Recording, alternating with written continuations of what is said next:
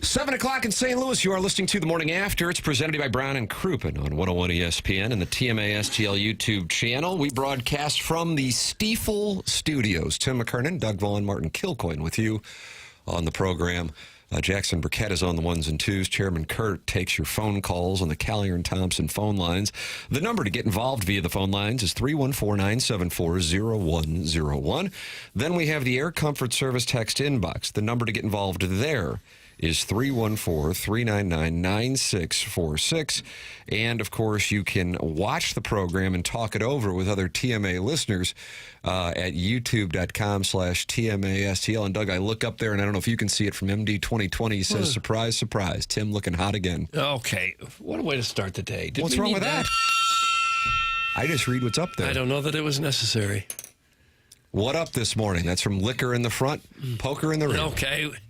And is that a Jim Harbaugh avatar? I'm looking at it from afar. Can you tell, Jackson, you're a little closer to me? 20 years younger. It's somebody in clown makeup. Tim, did you say Jim or John? Did you say Jim? It looks one like of the Harbaugh brothers. Nobody has it better than us. I feel like that's Jim, but I'm a distance away. It feels like Jim when he was coaching the Niners. All right. I can't tell. Unique avatar from Liquor in the Front, Poker in the Rear. It's too tough to tell. Well, it's the Michelob Ultra YouTube chat. Subscribe to the TMASTL YouTube channel. Doug gets gold bullion when we hit 6,800 subscribers. We hit it. Oh, we did? Yeah. Oh, God bless. I haven't been monitoring it. Like on the nose. Congratulations. When do I get my bullion? Jackson, you're in charge of that. Where would one find bullion? And is it too heavy to ship? I ask William Devane. I see him on the commercials for gold bullion. I'll hit him up. Okay. Was that a Tupac song, right? Hit him up? Yeah. You know who Didn't hung go out well with B.I.G. Jeff Fisher hung out with William Devane in Montana. I don't know why, but it came up at one point. Bill he's a great guy, really good fly fisherman. I'm like, are you guys going to beat the Niners? quick aside. And then you can email in for our Design Air Heating and Cooling email of the day. This Polos Plus dossier, we've got ourselves a little presentation today, Doug. What do we have? Jackson Burkett has information on the polosplus.com dossier. At 9 o'clock, Blues President of Hockey Operations, his new title, Doug Armstrong, will be right here in this very studio, the Stiefel Studios. Nice. Doug Armstrong will be here talking all things Blues hockey. I bet he didn't sleep well knowing that he is coming in here to deal with this today. Yeah. It's a hot seat. It's not easy to walk in here and get grilled by people who say things like, who's big for you? It just isn't. But, he'll have to earn his salary, that's for sure. Hey, Harmy, what moves are you thinking about this summer? Kind of hit him with that. Yeah. Were you happy with the way the team bounced back in the second half? What do you think of the alternate sweater record? Oh. Will he be taking two-parters? Maybe people can fire off your Army questions. Doug, would you like to watch Doug Armstrong read two-part questions in the Air Comfort Service text inbox? That might be too uncomfortable. Okay. It might be right in our sweet spot, though. The program's been built for 22 years on a foundation of being uncomfortable. Come on in. The water is warm. Got my getaway day bet in. Thank you, beautiful Hobbit boy. Damn. Got my getaway Cardinals day getaway bet. There day. it is. Cardinals. Okay, we got an 11:15 start. He'll be packing the house in Miami. Probably lining up now. It might be hard to get any tickets in the And secondary market Leahy for is that pitching today. Leahy. Do you think we'll get a Suppan call tonight at 10 o'clock? I'm a little disappointed it's not on the dossier. I think if Soup were aware that the dossier didn't include him, he might be offended. Yeah, I can see that. He's all excited. I guess Chairman Kurt, you put together the Instagram video, and was this on the Twitter tweets as well, and the Facebooks, and the TikToks, and the Snapchats? And we put it everywhere. MySpace, yeah. And Soup hopped on board, collabed with him. Oh, really? So he posted that on his as well. I think it's on mine, right? Yeah, it is. Am I a collab? And Doug, then are you collab? I don't How think come Doug so. doesn't collab? I don't know. What's that about? I probably Chairman? don't know how to I do tried it. early on. All you and got to do is hit accept. It's as easy as pie. Okay. Plus, Doug didn't have much of a role in the clip, so I felt a little disingenuous collabing with him. But I got a little follow request from number 37 last night. Not that. Oh, you got a request to follow you? Yep. Soup's on board. Well, that's a big moment for you. Huge. Is he your most famous follower? Since Cassie Moore blocked me, yeah. Oh, gosh, yeah. That was troubling. I did have a side conversation with Simon Tachi yesterday. He was going to call in during the soup call, was asking me for the number, and I was thinking Paper's head's going to explode. We were a little behind on the clock.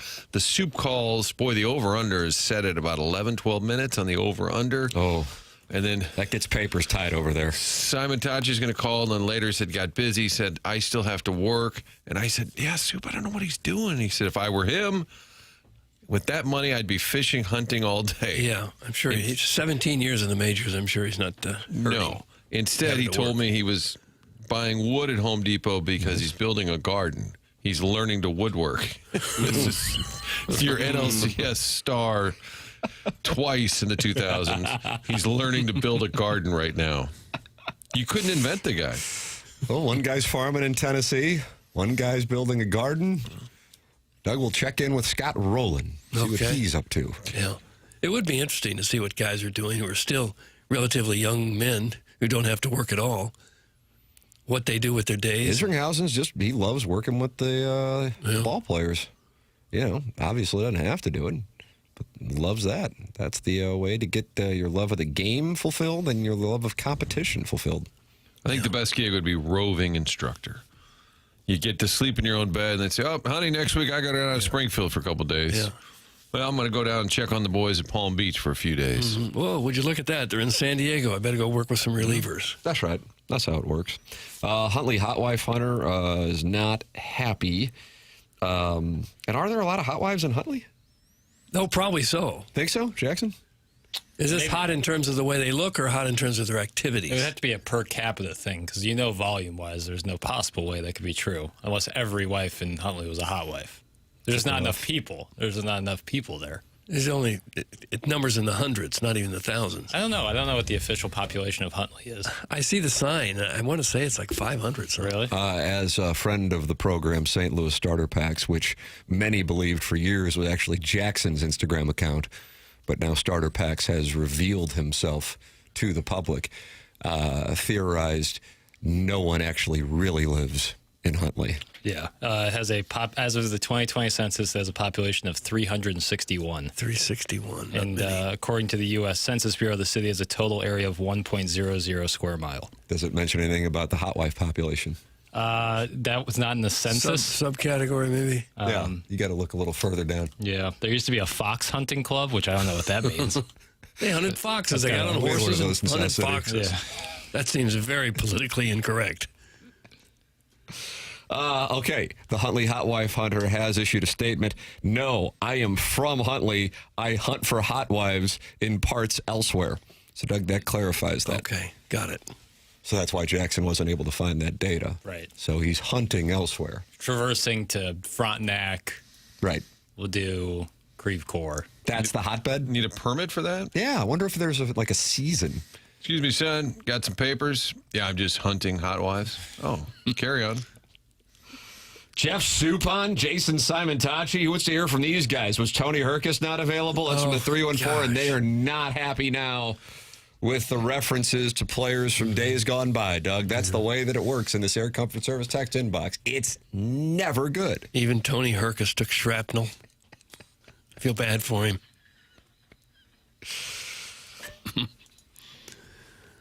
Who would you most want to hear? Doug, you said you want to know what they're up to these days. Let's find. Who should we track down? Who would be on that list? Hector Luna joins us now. Well, I don't know if he spoke English. I remember one time he was getting peppered in English, and Albert didn't enjoy the media cornering Hector after a key error in Houston. And Albert ran the media off right quick. He came over to that corner. I said, "Oh, get out." This poor Hector was not only spooked in the moment on the field, but then also in the post game. So I'm not going to be able to get you Hector Luna. Who else, Tim? Maybe somebody other than Hector Luna. What about Roger Cedeno? He had a key hit. Was that in the fifth or sixth inning off of Roger Clemens to get the rally going that led to a home run that I don't feel like gets enough attention? Scott Rowland shot off of Roger Clemens in Game 7. Maybe it's because we weren't sure if it was a home run. Do you think that's the reason? It could have been. I think most of the stars, people you'd really be interested in, you kind of know what they're doing now. Their name pops up every now and then. What about Preston Wilson? Oh, he'd be a delight. I felt like he was doing some broadcasting for a Maybe while. for the Marlins? We've had him on. He's Yeah. coaching now. Yeah, who's he The coaching for? Aberdeen Ironbirds. It's a summer collegiate baseball team in the city of Aberdeen, Maryland. Okay. Well, What's Larry Walker doing these days? He would be fun. Yeah, that's a good play there. He used to text Danny Mac a lot during the games. Oh, is that right? He'd be watching the So I game? know he watched a lot of Cardinal baseball. Larry Walker, Preston Wilson, So Roger Taguchi Cestino. Yeah, again, the English doesn't is a really little speak challenged. English very well. More Joe Mather. That's from Joey Bombs. I wonder if that's from him himself. He is I am him, slim with the tilted brim. And then it gets into vulgarities that I would have to No, explain stop to right my there. Coaching, wasn't he on the children. D-back staff recently? Mather was? Yeah, I think recently. What about Roger Tom Hankey? He gave me my first baseball as a kid. That's from the 314. Okay. He lives in rural Missouri and like built his own house. All right. Yeah. He's a woodsman, too. Adron Chambers.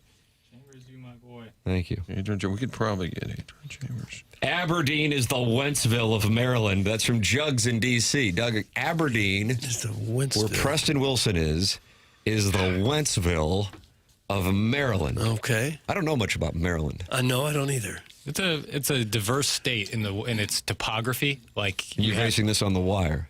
No, I've been to Maryland. You have like the harbor and the coast of Baltimore, and then it kind of has like more inland West Virginia-ish kind of vibe to the west, kind of a little mountainous in a way. Yeah, it's a cool state. I like A Maryland. lot more rural than you think of. Yeah. You think of the DMV, Right. D.C., and the Yeah. busy East Coast. That line between D.C. and Baltimore is certainly that, but then west of it, it's very rural. How about Ron Gant? That's from Tommy Two Guns. Isn't he a morning anchor in Atlanta now? I Is he think really? that's Yes. correct. I think he's on the Fox 5 down there. Huh. All right, get He's him another on one commercial you break. you would thought would have made enough money that he didn't have to do anything. Maybe he enjoys local news, Doug. Yeah. Wow. I guess it's Sounds like possible. Doug didn't enjoy those 30 years slaving away at a hot microphone. Roger Cestino always looked a little like the Dizzle to me. That's a nice play. Rob Desir, they kind of have a similar face. So if I can't get Roger Cestino, I'll try Rob Desir. Let's see. Oh, yeah, won't be bad. Well, I think in a lot of these cases, these guys did make more than enough money. They're just bored, as 10 o'clock is evidence of. I guess you wouldn't think you'd be so bored that Ron you'd go Gant into made local news. $45 million. Yeah, that's enough. Is that? Sure. Because if you're at Napoli, sometimes it's not. Oh, I would think you'd shut her down with 45 mil. Chambers, you my boy. But 99.5% of people shut it down with a whole lot less than that. He made $5.5 million with the Cardinals nearly 30 years ago. How about that? And then went and got $6 million from the Phillies in '99. $5 million again. But I'm just about to get paid in the Escalade. he needed the exposure of local news. That's correct. He missed the exposure. But if you made $45 million and they say, yeah, Ron, we're going to need you on Saturday to do a little report from the farmer's market, then you say, I think I'll just retire. I think I'll do that. Okay. Could you do some live shots out in the snow to talk about the traffic? I think I'm good. Maine is the best place to go as long as it's May through August. That's from the Hunchback of Von Castle. Yeah. My wife went to that Bar Harbor last year with her mom. I'd like to go there. That's high dollar there. Bar Harbor. And then there's different versions of lobster, Doug. You like the hot roll, and then one of them has butter, one has mayonnaise. There's a difference. Is it? One served cold, one served Here hot. you go, Papers. You know this. Yeah, Northeast I think Elite. Connecticut style is the one that's served cold, whereas Maine, it's got warm with the butter. I believe that to be the Oh, that case. sounds good. Think Army's bringing food? I'd be Lobster? surprised. I'd be surprised. Be a lot to ask. No, So never what's the mind. deal? We got Flip him for. Is it a 10-minute? Is it like a I think hard he's out doing thing? a window because he's also I doing think the last. 12 minutes. 12 minutes. I said we push it to 13. He's doing that Last Minute Blues podcast. So we got JR, or we don't have JR today? No JR today. but he'll Mark probably Hannah's gonna part be of angry the as a hornet. podcast. Oh, he's not going to be angry as a hornet? No. No. Oh, here we go. That sponsorship ended once the season Oh, is that ended. right? Yeah. Okay. So hockey interviews end when the hockey season ends, Martin. Okay. I'm going to write that down. I didn't know that. It's kind of a surprise. Show notes. Let's see. All right. But Jerry will be in the building for that podcast. Okay. But Army is, And he'll we're be going to here. mean mug him. Like, hey, remember when you were on this program? Now we got Army. What if I texted Army? Would it kill you to bring some food? Martin, flip that. Connecticut's warm with butter. Maine is cold with mayonnaise. Flip it. Okay. Which I wouldn't think. I don't know. I don't think I've ever heard of mayonnaise on lobster. Yeah, it's like It's a Horton Watkins thing. Is it really? I believe when you hear lobster roll, I think you think of the hot with butter, which is quite delicious. Here we go with this Hunchback of Vaughn Castle's I've been to Maine thing again. Hey, it's not a flex. That's from Carlos Spicy Wiener. You got to want to go to Maine because it's not like it's in the way of anything. Right. You don't pass over it going somewhere else. Like I've been to West Virginia, but it was just that little, there's a little point, and I don't know what that's all about, but there's a little point, and I think I-70, you keep going eastbound, I think it's 70, maybe 70 ends somewhere in Indianapolis. I don't know. Henshin will let us know.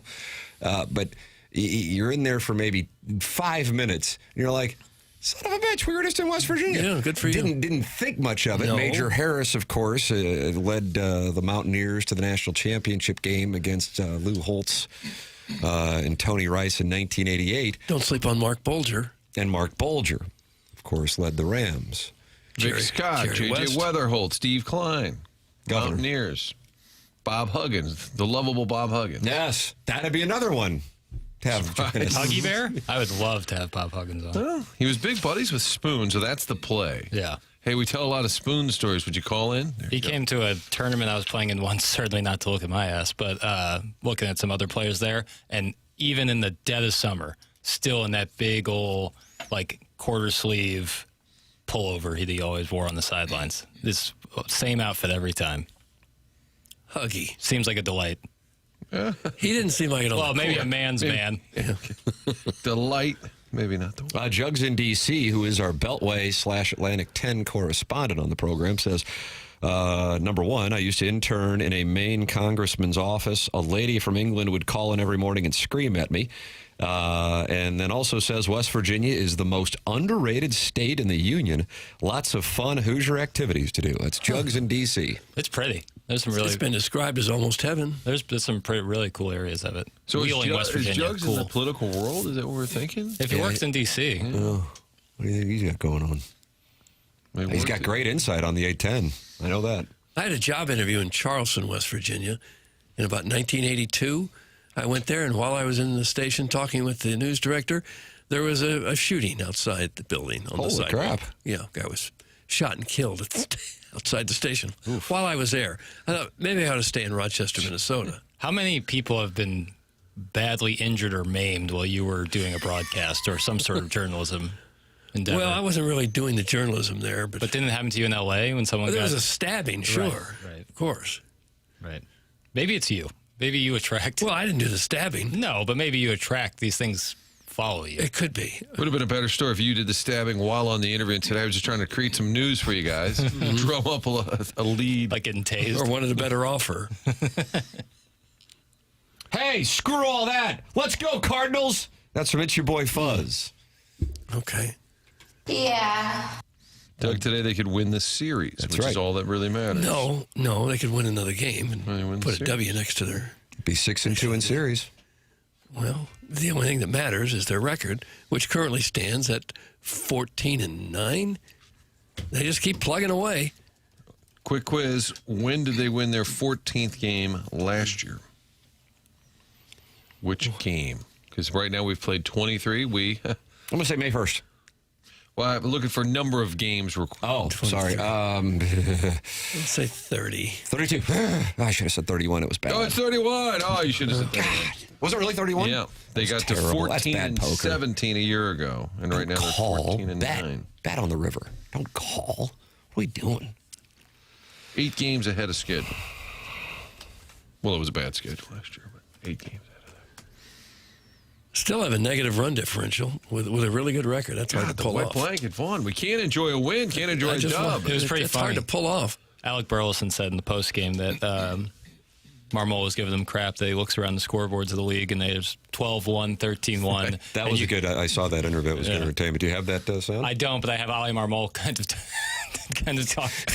Look at It's hard to... Yeah, if you don't hard- have the sound, there's nothing wrong with just like Daniel Day-Lewising it and giving us the interview. But it's hard to what?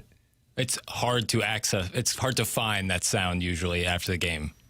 But you saw it. I saw it on television, but then posted later for me to find and record. In so that we Paper's can use defense, it for Cardinal posterity. postgame, for whatever reason, doesn't exist It's in the ether. strangest thing. We've talked a little bit about it on the program.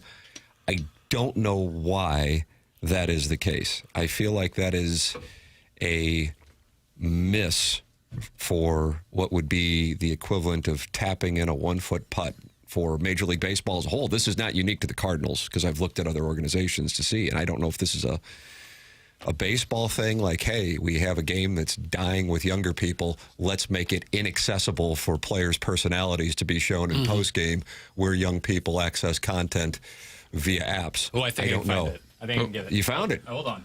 Uh-oh. You think it Judge could be tip you off? Could be just fewer people working in the media these days?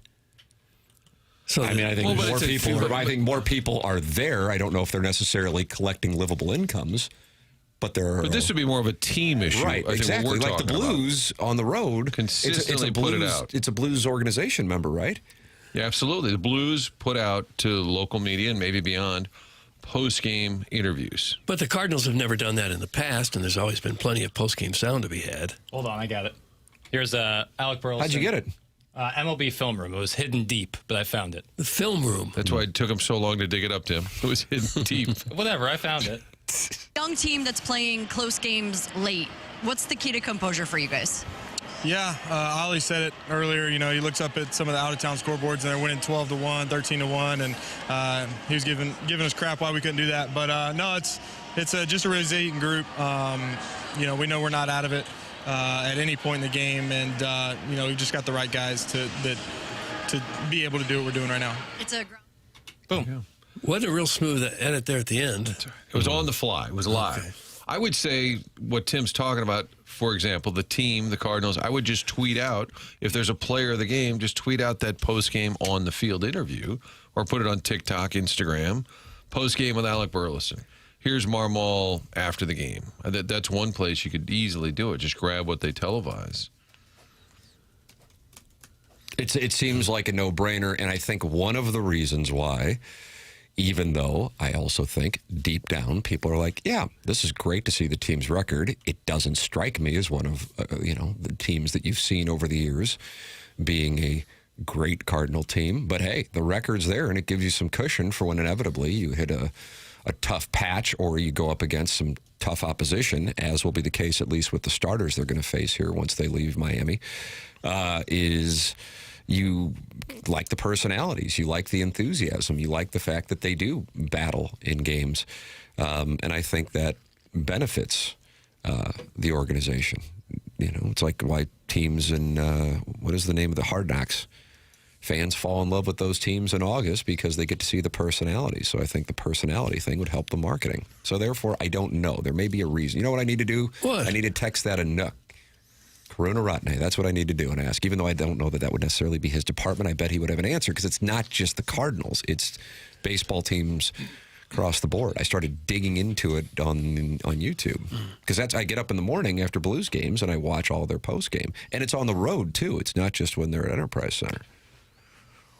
I would have enjoyed, for example, last night, the longer form Marmol that we see at home, typically like the podium version. Like, why did Stanek have to stay out there in the eighth? It was driving me crazy at home, and I'm saying, well, maybe Romero's not available, didn't pitch Monday. I don't know. Then you go to O'Brien in the ninth, and he said he did talk to Chip Carey. They do a little hit, the two of them, and he said Stanek's got to get through that inning. And basically, he expressed a little bit of frustration that we're trying to get the guy right. But I think at this point, you bring in Ryan Stanek, and you know you could run into some trouble. And I was frustrated that he was out there as long as he was, and I was curious, was Romero not available? You know, even I would go to Soriano before I'd go to Stanek, and 5-1 is not 10-1. Yeah. Boy, they almost pissed that thing away, and I got to tell you, I wanted to know a little more in the postgame what the decision-making was in the eighth inning. I think, and I guarantee Derek and Jeff Jones were there, probably did talk to him about it, but that's for their subscribers. But I would have enjoyed a lengthier He was postgame. throwing damn near 100 miles an hour. He did get to 100 a couple times. He just couldn't get it over the plate. A lot of walks. But one of the keys, I think, to their success, well, obviously, It's an obvious statement. A big reason why they're able to close these games out because O'Brien has just been unhittable. Well, I'm telling you. Nails. They get ahead late and it's over. So far, anyway. Again, I'm going really into the weeds on it, but there was that kind of seeing eye single to lead things off in the ninth. I think that was Stowers. And then watching where Page's glove was set up on the next two hitters, he missed his location badly, and then he came back and just blew it past him for the strikeout. Maybe it was Stowers he struck out. Either way, I know he was involved, and that shuts it down. If you didn't have that, holy crap. Yeah. Think about that. Because the guy's already got 7 saves. And it really is an adventure. The Stanek thing, I think, is probably the highlight because he was maybe one of the names people knew and was also given the role of closer at the outset. He was out there trying to save it on opening day. Same deal in their second game, that Saturday afternoon start against the Rays. And in both cases, it was adventurous. Also, in both cases, they won the game. But they're not winning because of, they're winning in spite of. And you can tell he's super frustrated, too. But it's an adventure each time. Yeah. Well, that's when you would want to use him, when you're ahead 5-1, to try to get him right. Yeah. You would just assume that he could get through one inning and find the plate. Put some respect on Nathan Church's name. Oh. That's from the Heiser House Hooligan. He had 2 hits. Home run. O'Brien is one of the best-kept secrets in the league. 101 MPH with arm, side run, and a Frisbee slider. Doug, that's from Jay Fresh. Yeah. That slider goes like 93, too. What about the one that broke back over the plate at 99 last night? Yeah. It's hard to believe a guy that lanky can just it's crazy. Throw it that hard. I like Pages just firing challenges when you never leave with any in your pocket. If it's close to the plate, tap the helmet. He didn't mind being wrong. No doubt. You can't take him home with you. O'Brien's been around a while. He's been in the majors since 21, but he really didn't find his stuff till he got here last year. 2024 here, he wasn't very good. But last year and this year, among the best in the game. It is interesting if people follow other teams. Like last year, none of us, I don't think, closely followed Ryan Stanek, but my colleague Kevin Ryans were in the sports office last night. Kevin's a New York guy. He said, Stanek was terrible for the Mets last year. Oh, is that right? Yeah. He's like saying, what did you think? We've had a texter every time we talk about Stanek who says he was terrible last year. But I get, and I think Ollie and Dusty Blake will have this mindset at times. We got to get this guy right, or they got to figure it out. And I understand you can't just pitch Romero and O'Brien every night. Other people have to do their job. I understand that. I respect that. But at a certain point last night, you can't just fart that game away. Yeah. You got to find a way to get out of that eighth, and I didn't think Stanek, you just can't trust it. At a certain point, it's what I call a beer vendor moment, where the beer vendor says, get him out. Get him out. And the beer vendor yells, why would the beer vendor yell? Because I'm saying even the beer vendor is paying enough attention while selling beer to say, okay, this guy doesn't have it. The guy with his back turned to the game. Correct. Yeah. He doesn't have any charts, doesn't have any analytics in front of him, but he's watching enough baseball, Doug, to know, get him out. I like that folksy lingo right there. Yeah, it was folksy. Even he knows. Get him out. Yeah, you could tell he had no idea where the ball was going, even on 3-0 count. But when you're throwing 100, they're going to keep putting you out there until you find it. Well, I understand giving him that eighth, but as soon as it was obvious he didn't have it, I'm like, get him out. And if you want to go to Romero, maybe there's a split. I don't care. You want Soriano, go to Soriano. Just get him out. There are times when I go crazy watching a game saying, just get him out. And then they wait. Oh, there's a 2-run hit, Doug. Oh, now it's kind of tight. Yeah. Boy, nobody saw that coming. Get him out. I think watching a guy walk guy after guy is even more frustrating than the ground ball that finds a hole and gets through. Because nobody can help you on a walk. And it would seem like a major league pitcher could throw a strike when he really had to. But, men, not machines. Martin, they don't sell beer in the eighth inning. That's not the point. The point is... that's right. That's not the point. Maybe you could alter that to ice cream vendor. A little too literal. That came from Doug's concubine, too. It's the beer That's vendor. Twitter reply guy right there, who's pushing his glasses up while he's telling you that sort of nonsense. You know what? I got to tell you, that is That's Twitter a reply great guy. visual. That is Twitter reply guy. It's Instagram comments, YouTube comments. I know a few of those people. You do know that they stopped selling beer in the eighth inning, right? All right. Blocking. All right, dude. You want him blocked? You want Doug's concubine blocked? Block no. that guy. All right, dude. I watched maybe 3 Cardinal games combined on TV the last 3 years, and I've watched 5 or 6 already this year. That comes from Mr. Licks. How about that? If Mr. Licks is on board, that means Ledoux, Frontenac, Doug, and, of course, Huntley are all on board as well. Well, Licks has all that free time since Liv is going into the tank. So no. Now you just poked We still need his comments. presser. Yeah. Is that harder to find? Is the Liv presser harder to find than the Cardinal Post? Sometimes the Liv broadcast is harder to find than Cardinal Post. I mean, the Licks Liv press conference. Yeah, that's been hard to MIA. find. Evil Calvin, if you recall yesterday, Doug, was not happy with the streaming.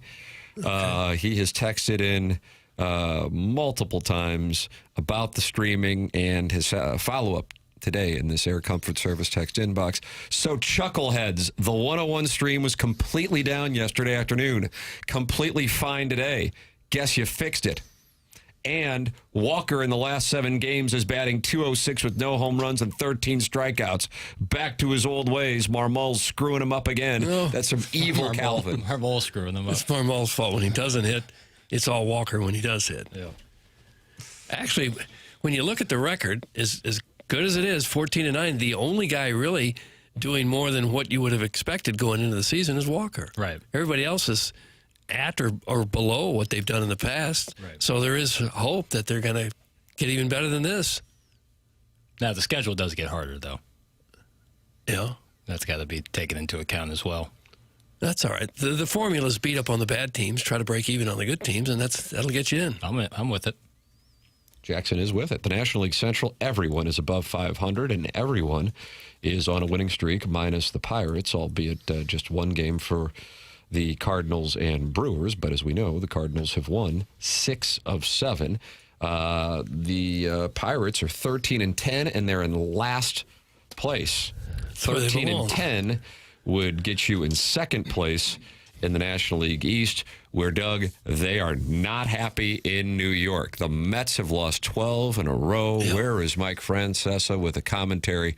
Last night was a bigger collapse than any of the others, and they are raging in Queens. And that's a team, it'd be one thing if there weren't expectations. That was a team that was expected to be right there as one of the Dodgers' potential competitors for the National League pennant, highest payroll in baseball, and they have lost 12 in a row. Worst record in baseball, highest payroll. 7-16. There it is. 23 games into the season, 7 wins. Francisco Lindor not paying attention. Soto coming back today after being on the DL. Maybe that'll get things going. They don't score a lot of runs. They don't win a lot of games. They're angry as Hornets. Meanwhile, if somebody would have told you they're 9 games under 500 and the Cardinals are 5 games over 500, 23 games into the year, what kind of number could you have gotten on that as far as parlay odds? That's where things stand on the morning of April 22nd, 2026, as we broadcast from the Stiefel studios here on 101 ESPN. It is the morning after. TMA can be watched on the TMA STL YouTube channel. And, of course, listen here on 101 ESPN.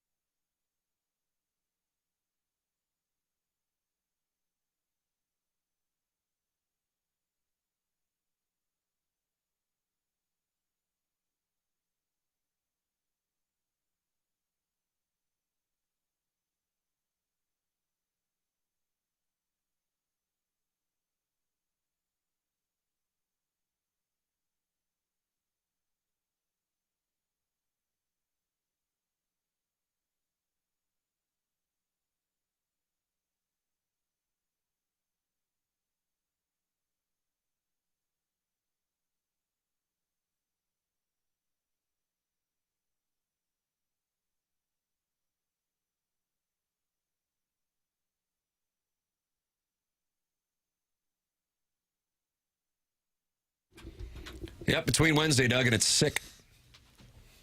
That it is. It seems like it's always sick on Wednesday. I agree with you. The program is called The Morning After. It's presented by Brown and Crouppen. And Healthcare Evolution is the sponsor of the 7 o'clock hour here on TMA. That is Logan Taylor and his team at Healthcare Evolution, online at healthcareevolution.com. Healthcare-evolution.com, sponsor of our 7 o'clock hour. If you are dealing with a nagging injury and you're waiting to go in to see your doctor, and then deep down you're going to have to then go see a specialist, and then you're going to have to get physical therapy, and then maybe you can get treatment, and now we're talking about months of being in pain, and you can't do some of the things you love in the outdoors because of this injury. What if you could get treatment right away, like literally today, at Healthcare Evolution? Well, that is what they do. If you want real answers and same-day pain relief, Healthcare Evolution is where you can go. For the month of April only, TMA listeners get a 10% discount on any shoulder problems. Common shoulder issues that Healthcare Evolution helps fix are rotator cuff partial tears, arthritis of the shoulder, long-term wear and damage in the shoulder joint. Healthcare Evolution uses ultrasounds, among other types of technology, to deliver real results and answers on the spot and deliver same-day pain relief. Go to healthcare-evolution.com and see firsthand the same benefits that I've received from Healthcare Evolution. Don't forget, TMA listeners get 10% off all shoulder issues this month only. I went out there and found out through that ultrasound technology that the shoulder labrum tear that I got 7 years ago is no longer an issue, and what a relief that is, and how easy was it. It's healthcare-evolution.com. Polos Plus dossier, Doug Armstrong in studio at 9 o'clock, and friend of the program, Mike McGreevy. Martin, he's going to be on as well. I was texting with him last evening and again this morning, and he said he will call in when they get to the ballpark. Doug, what time do you think they'll get to the ballpark for an 11:15 start? For a guy who's not pitching, probably 9. I would imagine they're on the team bus. I was thinking 8:30. I got around 8:30. So he's calling when he arrives? It's 8:30-ish. He was asking if that was all right, and I said, no, it's not. Do you know who I am? Yeah. You understand we have a script here? He did, right? Yeah. He understands. He understands the power I wield like a strappy. I think if I wasn't pitching and the game started at 11, I'd want to get there about 10:45-ish. Maybe get an 18 over at Doral. He said he works harder on those off days. Puts in more work. Well, that's his fault. Morning papers.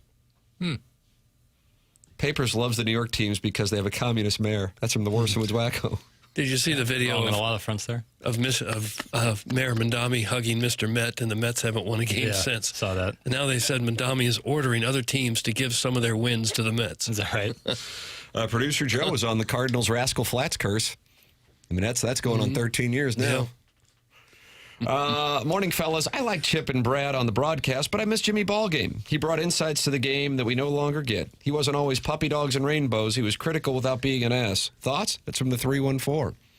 I enjoyed Edmonds on the broadcast as well, which is not a shot at anyone. It's just I enjoyed the, he can see things that most people cannot. That's what LaRousse always called him, a baseball savant. And he also didn't really pull punches. So I enjoyed that. So, yeah. I share that. I did too. The top goes down and the bottom goes up. You know what I mean? There's some of that insight right there. Right there. That's there's that. That was like the bottom of the ninth. I thought that was something you get in your anal region. Oh. It's Exhibit C. How did that come up in a baseball game? They were going to the bullpen, Doug, and then that came up. I really miss Edmonds talking about who just texted him. That's from Speedy Keese's temper tantrums. Doug, you remember Speedy Keese wasn't happy with the balls that were being thrown his way in the Alabama game in particular. Yeah. Okay. Still haunts me. The Alabama game? Just seeing Speedy Keese just wide open? Yeah, butt naked open. Shooting off flares. Yeah. Let people know I'm open. Oh, my Lord. Well, I've tried to do my best, guys, to pick up the slack for Edmonds. I'll let you know who texts. Oh, is that right? What's going on with your phone? Let's see. Landon wants me to pick him up later. Let's see. Roland's watching. Really? No. No chance. I enjoyed that. I enjoyed when Jimmy would hear from people. I agree with the premise, too, though. He could be critical at times. I enjoy Brad and Chip as well. But I kind of like just having a different voice every once in a while. I'm sure Brad wants to work all the games. I agree. But just every once in a while, that different voice would kind of slide in there. I got a good text, too. Mercy Healthcare cares about your experience and wants to learn from your feedback. Leave me alone. You don't want to give them feedback? No. Is Doug's ass as good as people say?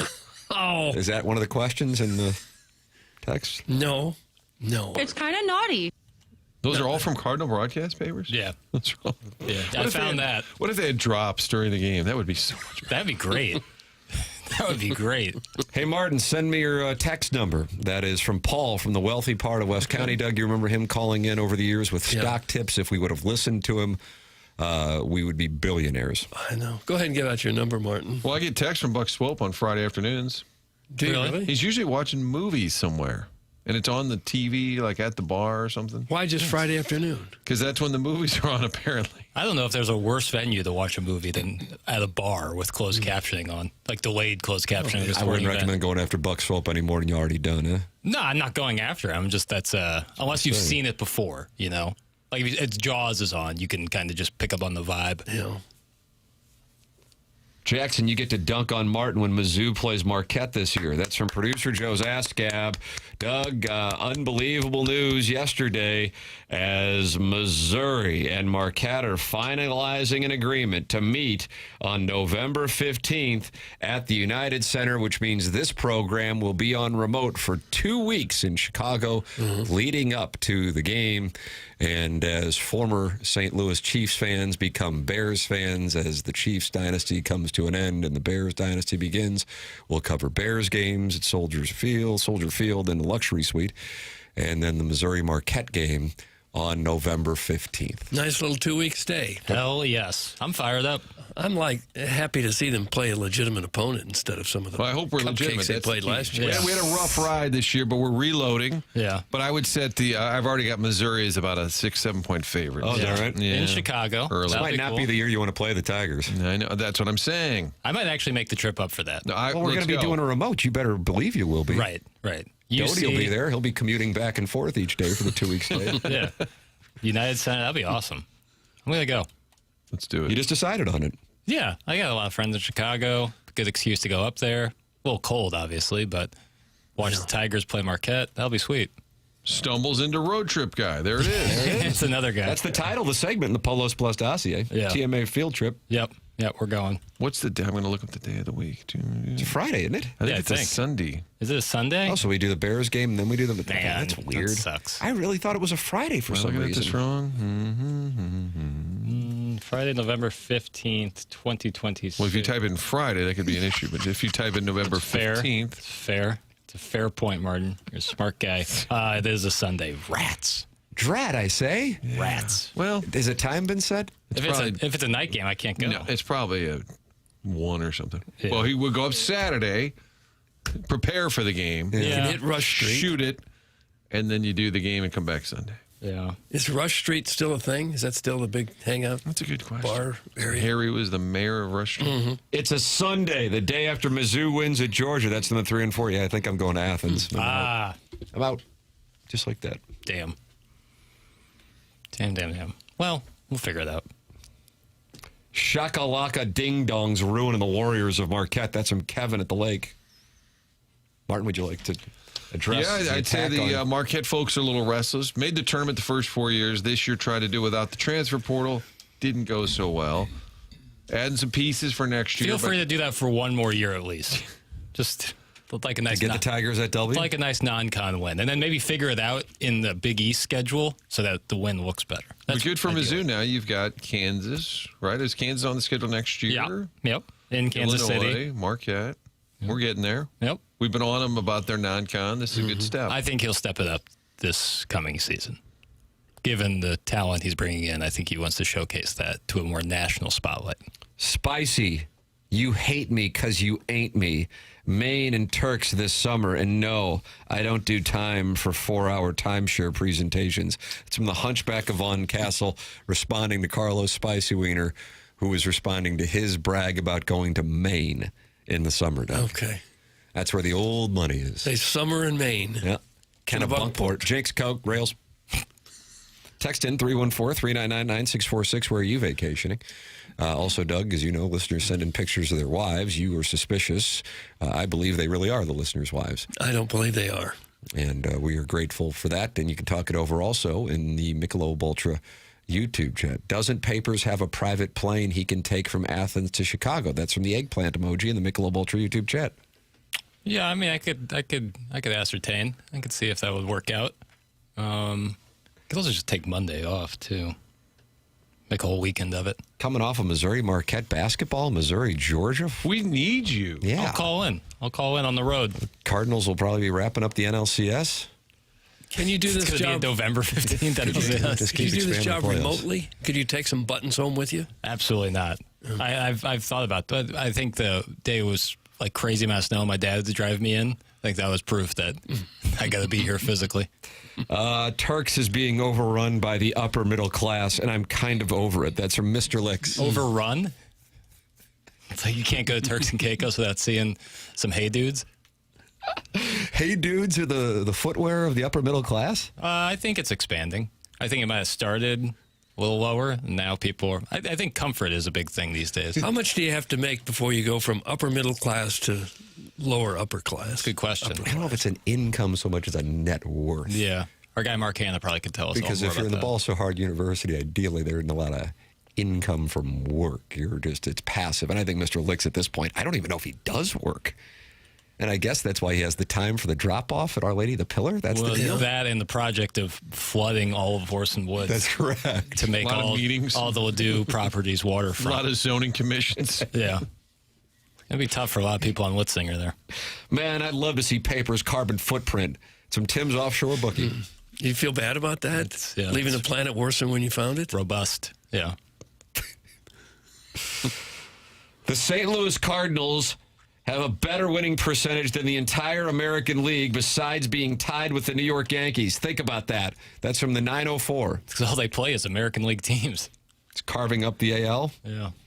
I did see a post where a Pirates fan said, "We're finally good. We're 13-10, and we're in last place." Cubs have won 7 in a row. Yeah, here they they were come. in the cellar there for a while. Yeah. Well, they got to play the Mets. Yeah, that helps. The MLB's blood donor at the moment. For tomorrow's show, Jackson. That's me. Could you find some New York pissed off fans, sports radio? There was a concern from the Funhouse account, which does a lot of the Francesa work. They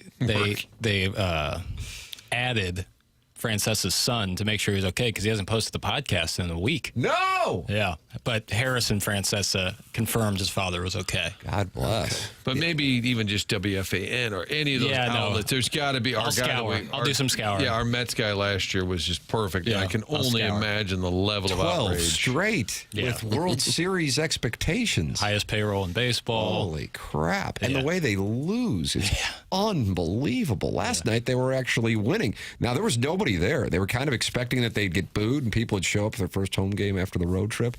And then nobody showed up. It was like 45 degrees in Queens, so that played a role in it.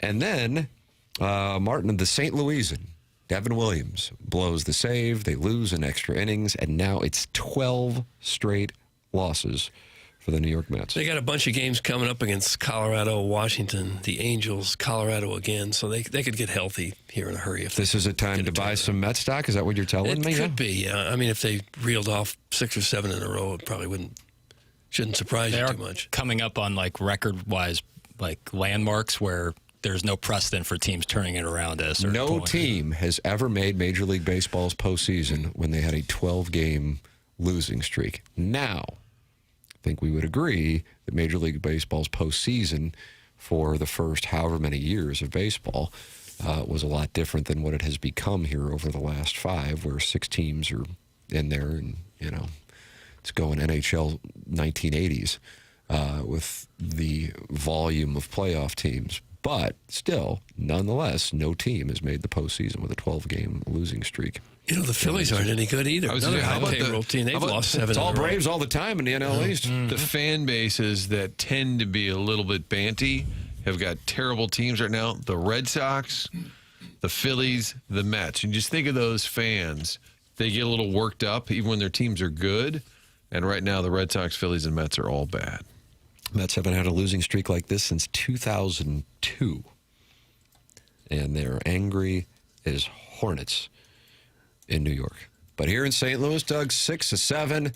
And the Cardinals have a chance to make it 7 of 8 today. It'll be, Martin, is it Leahy, according to Jeff Suppan? Leahy? Well, I think much like Mulder became Muldu. Yeah. LaRusso was, LaRusso for the first 10 years he was here? I feel like Leahy is now, we'll just call him by default. And I'll accidentally on TV just start calling him Lee. Chase Daniels. Yes, all these names of the past. I don't think I've ever seen Mike Schilt's name spelled correctly in the text inbox. There's not a C, but it feels like there should be a C. That's correct. There's a sneaker D. Heads up on that one. Yeah. Doug, sometimes you're not expecting the D. Okay. Yeah. Any guesses on the Cardinals' longest losing streak ever? Ever?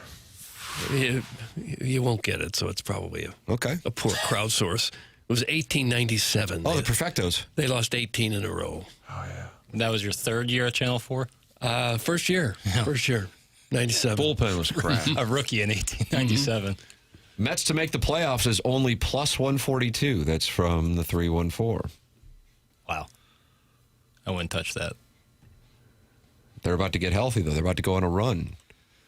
I don't know. There is a stat for everything. They said the Mets are the first team that made the playoffs one year and then lost 12 games in a row in April the next year. I'm like, oh, who cares? There's too many of that with the long history of baseball. It's just, so what? Soto's out injured.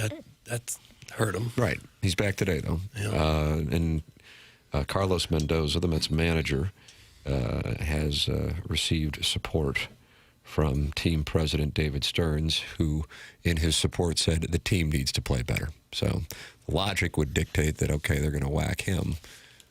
But he got the proverbial vote of confidence from the team president. Your thoughts are welcome, 314-3999-646. That is how you can text into the Air Comfort Service text inbox. You're welcome to call into our Collier and Thompson phone lines at 314-974-0101. And, of course, open up your YouTube app. Type in TMASTL, subscribe to the channel. 273 friends are in there watching the program right now. 6,800 have subscribed. And, Doug, pretty soon you get, 200 pounds of gold bullion when we get to 6,900 I believe that's when the Krugerrands kick in. Man, you negotiated a hell of a deal for yourself. Yeah. My guy didn't even mention gold bullion. Well, left that on the table. You need a veteran. By the way, Bill Devane's still alive. Is that right? He might be kind of fun. So Mike McGreevy on the Polos Plus dossier, Doug Armstrong, and Bill Devane, all coming your way. What if you said to Army, hold on, Michael McGreevy's on. Nope, Michael, we got to go. Bill Devane just called in. Yeah. That's my dream. So it's all coming up here on the program. The program is called The Morning After. It's presented to you by Brown and Crouppen on the Polos Plus dossier. Mike McGreevy at some point. Doug Armstrong in the Stiefel studios at 9 o'clock. And the Design Air Heating and Cooling email the day coming your way at 9:45. Design Air is online at designairservice.com. The longest running TMA sponsor. Martin, Doug, and I are all clients. And here is the deal with Design Air. They're not going to upsell you. But they're going to give you an offer that allows you to never have to even think about your HVAC system and getting it serviced. Maintenance agreements are an effective and convenient way to make sure you keep your system running year after year. They take the pressure off you as a homeowner. Designer contacts you to schedule your AC tune-up and your furnace safety inspection and cleaning. You sign up, and then you forget about it. It's easy. Like all their services, maintenance visits can be scheduled at designairservice.com. That is being proactive. That is Design Air Heating and Cooling. It's 7:57 in St. Louis as we close out the Healthcare Evolution 7 o'clock hour. Tim McKernan, Doug Vaughn, Martin Kilcoyne with you on the program. The program is called The Morning After, and it's presented to you by Brown and Crouppen on 101 ESPN and the TMASTL YouTube channel.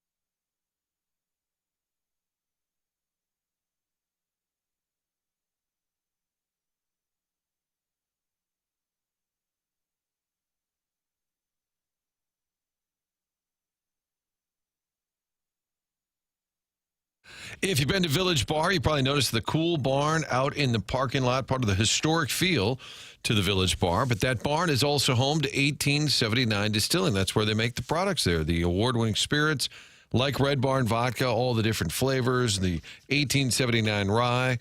They also have the tasting room that's open on Saturdays. It's really what we're calling now the general store for 1879. It has merchandise. You can buy the products in there, grab a bottle to go, a T-shirt, a hat from Village Bar in 1879. And that general store is the blue building facing Manchester. It's connected to the Village Bar right there on the east end of the building. Really a cool spot, tasting room.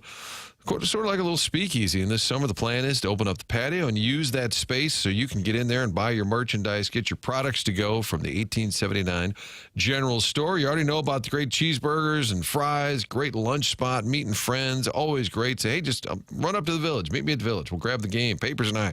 We'll watch the game up at Village. Love that idea. Stop by and see them, and just know that general store will be open regular hours real soon. Find out more at 1879distilling.com.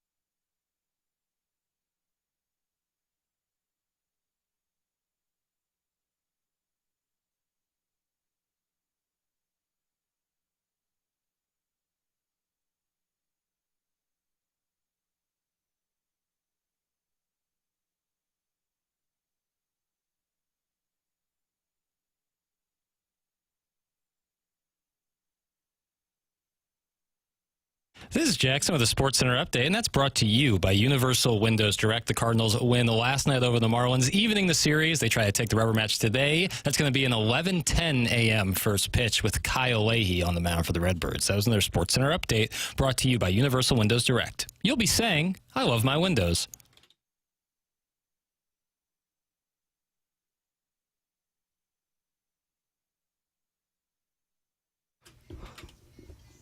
I don't know what spurred this, but whatever it was, tap into it again. Is this Boots Randolph again? No, this is the jam. Oh. 92, Pete Rock and Seal Smooth. We out. Well, there's a yakety sax in there. Trouble T-Roy, Doug. Hard not to think about him, huh?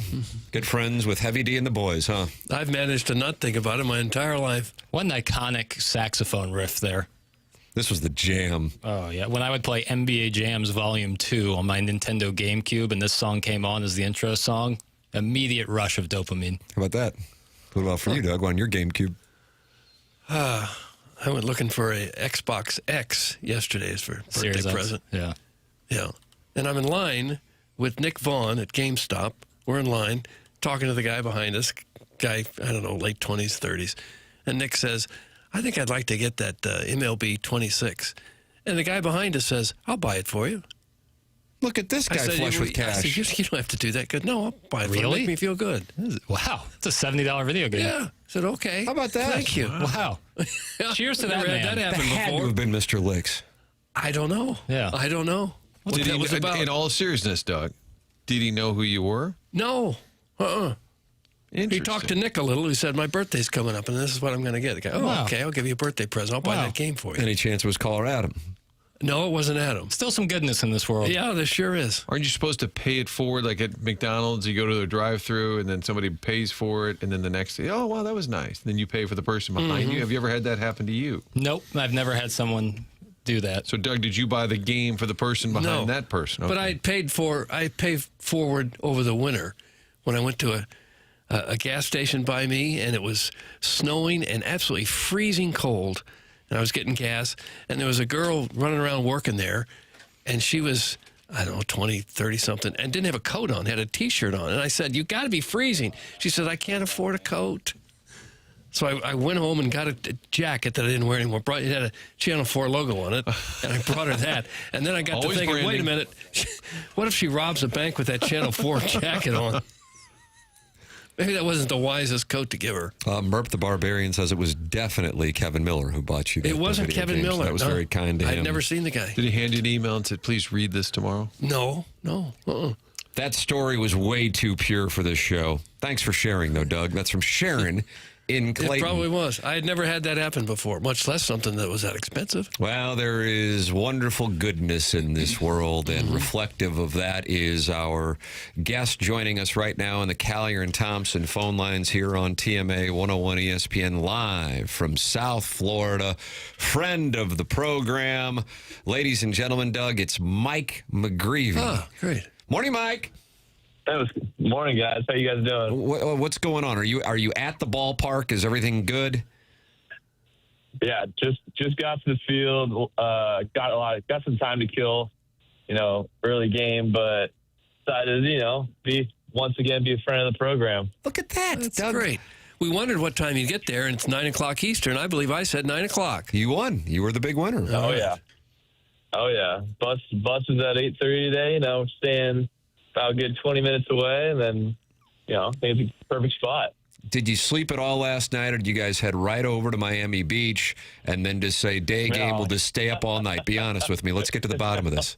No, absolutely not. Absolutely not. I like to think that, I think the vibe throughout baseball nowadays versus maybe in the past, there's a lot more emphasis on recovery and, maybe not doing quite the things that you hear about stories in the past about going out till 3 a.m. and then being hungover and pitching. That's for sure. I think most, if not all, the boys were in bed by a decent hour. That's what I hear. But part of it, outside of the health element, is now it wouldn't be a problem in Miami because nobody would really care. but in like St. Louis, certainly, that you guys would get, people would shoot video or pictures of you on their phones, so you wouldn't even be able to pull it off if you wanted to anyway. Yeah, absolutely. The phone aspect definitely does not make it good in that sense. Like, first of all, like, I try not to act a fool anyway if I do happen to go hang out with some friends. But yeah, even if you have the purest intentions, you could be not even having any drinks that night, and people, like, Cardinal starter out after he gave up the lead. Oh, that's weird. So it's not the best look every now and then, and people could write whatever story they want on a social media picture. So it comes with the territory, and you've got to make smart decisions, and I think our guys make plenty of good decisions. God, it does kind of suck, though. I mean, Tim, my commentary the next time, McGreevy doesn't care. Look, we've got photos. He was spotted at Filoni's. Yeah. Filoni. He was pounding Jack and Coke. Like, no, there was no straw in the drink. What if it was chicken wings? What if it was just chicken wings? Just delicious chicken wings. Okay, first of all, it's a Jack and Diet Coke. We're watching the sugar intake. Look at that. See, look at this, Doug. It's like a quiche party here. Well, he's got a wedding. He's got to watch his weight and his dollars. Yes. When is the wedding? This wedding that's gotten so much attention. Yeah, we got to make our plans for it. It's got to be November, I guess, right? This is November 8th. So right after the World Series. I mean, I've contacted all my groomsmen that are going to be in the wedding, but I've also told them, like, hey, look, like, the bachelor party is probably going to have to be like something after we all do after the wedding, because the real bachelor party is just going to be the parade in downtown St. Louis. I'm over spring, and he was stoked, and he was already, being the good brother he is, he kind of figured, he's like, I've already been planning some things, I'm doing some research, so that would be cool just to get everything kind of dialed in. Can he pitch at all? Back in the day, he could. He was more of the third baseman type. He was in high school. He was in the same high school program as me, so he was a freshman when I was a senior. So if we ever had like a 6 period where there was no practice, we were all 3 teams were hanging out in the coach's classroom in high school. So it was cool to kind of be with him. But he was in high school when COVID kind of was his junior year. So the recruiting process got a little screwed up for him, but he's doing the family business and going to law school up in UC San Francisco. So he's going to be another intellectual McGreevy instead of the stupid pitcher that makes poor decisions every now and then on the mound. Yeah. Mike McGreevy with us live from the ballpark. Cardinals and Marlins going at it for the final time here. It's an 11:15 start locally, 12:15 down in Miami, and then the boys get a day off tomorrow. Let's talk about last night. I know you're close with D. May, and after 2 rough starts to start his season, he has dealt over the last 3 against the Red Sox, Guardians, and then again last night against the Marlins. What do you as a pitcher see, and what can you say that perhaps you guys talking as a staff has changed from his first 2 starts to his last 3? Well, as an outsider looking in, and I mean, outsider, I'm in the dugout, I mean, for God's sakes, but it doesn't look like anything has truly changed. Like, there's not like, his fastball ticked up. He's using like his arsenal in a different way. Like, it might be like the slightest difference in like his usage rates, but it looks like it's the same guy. I mean, I think baseball is just baseball. You run into a couple bad outings here and there, and it feels like I feel like I'm throwing the ball great, but like we lost or whatever happened. But he, I think it just finally was just like, hey, like, baseball kind of evened out for him, and he looks great right now. I mean, it's just the most effortless 99 I've ever seen in my life. And, I'm out there grunting for 94, and he's just easy does it 99 right at your hands, and it's moving a ton. But he's looked great the last couple starts out. I think a lot of our guys are catching their strides. And I'd like to say that if you ask anybody in the rotation, despite having a good last couple stretches of outings for everyone, I wouldn't say that we're clicking on all cylinders. Like my game the other night, I was through 3 pitches and 3 innings and 29 pitches. And even after the 4th and 5th, I still had 50 pitches. And once I was done, I was extremely mad considering how far I should have gone in that game. Few ground balls got through, but overall, I was like, that outing felt okay. Even the first 3 where I went 10 straight perfect, it was like, I feel all right. And I think everyone in the rotation's starting to get their feet under them and really be able to dial in their arsenal like D-May is right now. I think Leahy's doing the same thing, really getting a feel for him being a starter, getting his routine in. And I'm excited for what this rotation can truly do when we have those games where, everything was clicking. May threw 97 pitches last night. I guess we're into the season there where they are no longer nursing the pitchers along. They expect you to go out there and give it all you got. Yeah, this first month of March/April, it's always going to be kind of that, hey, it's a long season. We got to pitch into October. There's no reason. I mean, my opening day weekend start, I went, I think, 80 pitches, no hits, but it's like there's actually no reason to, try for it. You got 3 more innings, a good lineup that puts the ball in play. No, we're not going to try to get you hurt. And then the other night, Ollie came up to me and said, hey, we knew you could have finished that. And in reality, we would have sent you back out for the 7th. Your pitch count was so low, considering everything happened, wanted to keep the bullpen fresh. But, we took a shot, tried to win the game. We were so close, 4-2. We tried, but, it didn't end up working. But I think the reins are starting to come off for the starters, and we'll be able to see 100 pitches more times than not. You've been paired up with Herrera. How does that happen? What do you get kind of like a little bit of a rhythm there when it's the same guy every time? Yeah, I'd say it's a good rhythm. You get comfortable with the guy, but I mean, I've worked with so many of our catchers. I mean, especially a lot of the guys down in AAA as well, like Jimmy Crooks, even Bernal. You got Paz, Herrera, and Pozo up here. They're all just great catchers. They do a ton of homework. If you have no idea what you want to do that day, I'm like, crap, I have no idea how to figure out Kyle Stowers. I have no idea what to throw them. Those guys have a plan as well because they do their own homework, super diligent in their work.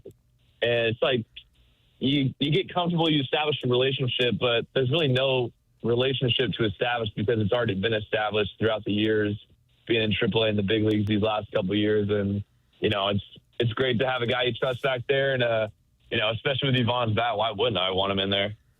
Great to have a guy you can trust at the end of the bullpen, too.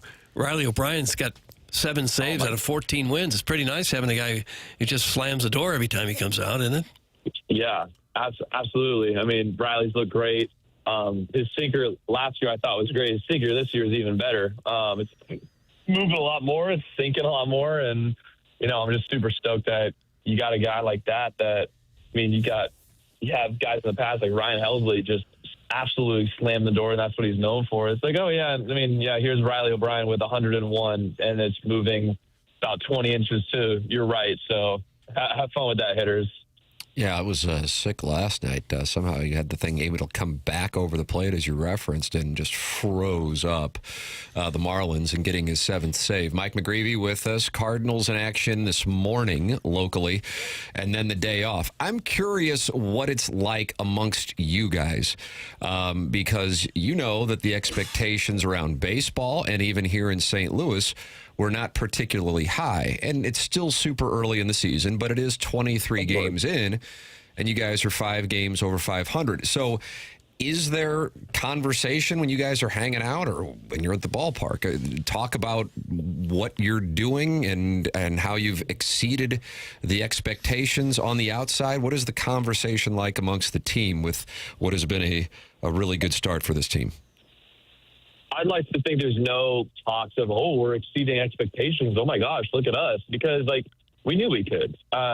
Baseball's baseball. You could statistically be the worst team on the face of the earth and still beat the Dodgers or the Padres or the Yankees. It's just baseball. That's how the game works. So no one's going to go winless ever. No one's going to go undefeated ever. It's just the nature of the game. That just happens. But I think what's great about the locker room is we're young, we're hungry. But everyone's taking it day by day. There's no we're second in the division, we're third in the division right now. Oh my gosh, but the division's so good. It's no, it's the first month. It's all we're taking it day by day. We're sticking to our processes, which is great. I think that keeps us very grounded. keeps us rooted in our work and like what we want to do to continue to build up all the way into October. And I think it's just a great stepping stone for this young team of like, hey, like the expectation is to win ball games. Do people on the outside looking in, the media, say how many we're going to win, and do we really care about that? No, because we know we're going to win a lot of ball games just with how good we know we are. And I think that kind of just keeps us focused on the day by day. And like with 162 games, that's what you have to do. Are you in D.C.? You went to the White House. So my logistics: Sunday, Houston. You get in at a reasonable hour on Sunday night. No. There's a story there. Oh wow! There's a story. I was going to say Monday. I didn't know if this was out there, but you guys ran into some issues, huh? Like, are we talking plane right now? Yeah. Oh yeah. So we're all stoked. We just swept Houston, and we're supposed to leave around 5:15, and all of a sudden we're like, hey, like we got some issues with the plane. They're working on it right now. Just hold tight. I think we were supposed to take off around like 6:30. I would have to think, just with getting everybody boarded, packing the bags on the plane.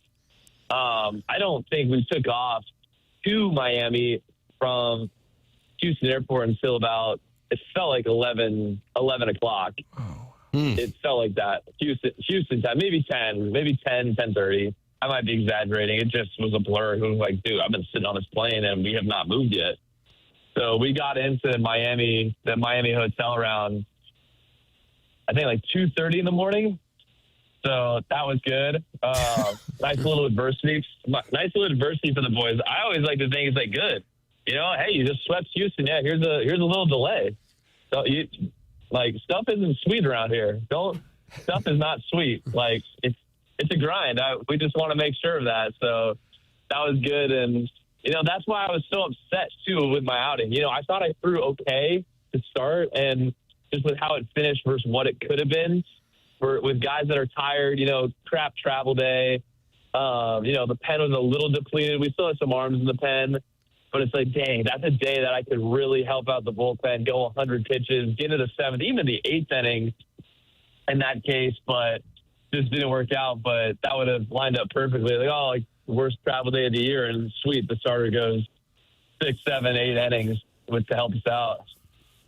Yeah, carrying that. But I mean, the outing overall was damn good. I mean, you're looking at a couple pitches that, Lopez's ball down the line looked like a borderline foul ball. It was fair, but it was right there on a solid pitch. And then it was a double play ball that with a little bit of a shift on that then leads to the seeing eye single, and that's that. Yeah, absolutely. And that's baseball. I mean, I think there's been certain times where I've been absolutely lucky. I mean, that Saturday game opening day, Yandy Diaz went like 107 right to center field to lead off the game. It was like, oh my gosh, and that ball stays in the yard, and the single gets through where you think you got a double play, and that's just baseball. It all just evens out. But even after the first 3 innings, our assistant pitching coach Kyle Driscoll was, oh dude, this guy's dialed. Like he's looked great in the bullpen. He's looked great the first 3 innings. He didn't say that. It was more after the game. And I'm like, dude, if I were to tell you how I felt, I told you I'd feel like crap. I thought I wasn't locating at all in the bullpen. I felt like my pitches kind of stunk the first couple innings, and I was chasing counts all day. I wasn't getting ahead quite as early as I wanted to. And that's what I was talking about earlier with the rotation. I think there's a lot of guys that don't feel like finished products yet, just with like how like we're getting to like the results and stuff. And I think D-May is a byproduct of like, hey, it's all coming together right now, and like the stuff he can do. And I think that we're a few days away from everyone in this 5-man rotation just really clicking on all cylinders. There was also a fly ball to left field. I'm not blaming Sajazi. The positioning, I'm like, there was a routine. I'm not expecting you to comment, but I did say the next day, that was a routine fly ball. And oh my God, all of a sudden it's like a double. But those things happen. Yeah, I mean, hey, yeah. And what's great about, I think, playing these young teams early, like the Nationals, the Marlins, I mean, you got to give credit where credit's due. Like, this is another team that we're all talking about in the dugout, and I hope they're saying the same thing about us. Like, this team has the has the means of being a very good ball club. There's a lot of young hitters over there, that a lot of guys in the lineup hitting over 300. Lopez, Stowers, I think Norby is one of their most underrated guys that I've seen a billion times, and I hate facing. Xavier Edwards, great ball player as well. I mean, we play Xavier Edwards in because, he's more of a up the middle, not a high slug, and what do you know? He takes his best swing going to left field, and you just tip the cap, because any other day, we would not change our positioning, but makes a good swing and makes us pay. But that's just baseball. All right, so my logistics theory was Tuesday was the perfect day for players to be kind of rested, and if you were going to sightsee, so White House in D.C., did you do anything like charter fish, probably too long a day, anything fun in Miami? Yeah. Well, we're at a beautiful hotel. Was able to I did my scouting reports on the beach, basically, so it felt a little bit like home, just around the wrong coast, that's for sure. But my fiance's in town, so we were able to, just hang out by the pool, by the beach, just get some good breakfast and stuff. But definitely did not have enough time to go sightsee. But it was great just taking the pretty view of the ocean in with her. But Tim, he'll have tomorrow in St. Louis, a little downtime there, and maybe that's when you go to Grant's Farm with the fiancé and Forest Park. It's ball striking season with the tomorrow. Fiancé in town? Okay. Is she coming to St. Louis? Yeah. No, unfortunately, she's not. Oh, no. So I'm going to take advantage and try to play 36 tomorrow. But, God bless him. Yeah, but it was great seeing her. I'll see her when we go to San Diego and stuff in a couple weeks. But yeah, it is ball striking season come Thursday morning. As a Cardinal player, can you just walk up to any course and they let you on and play?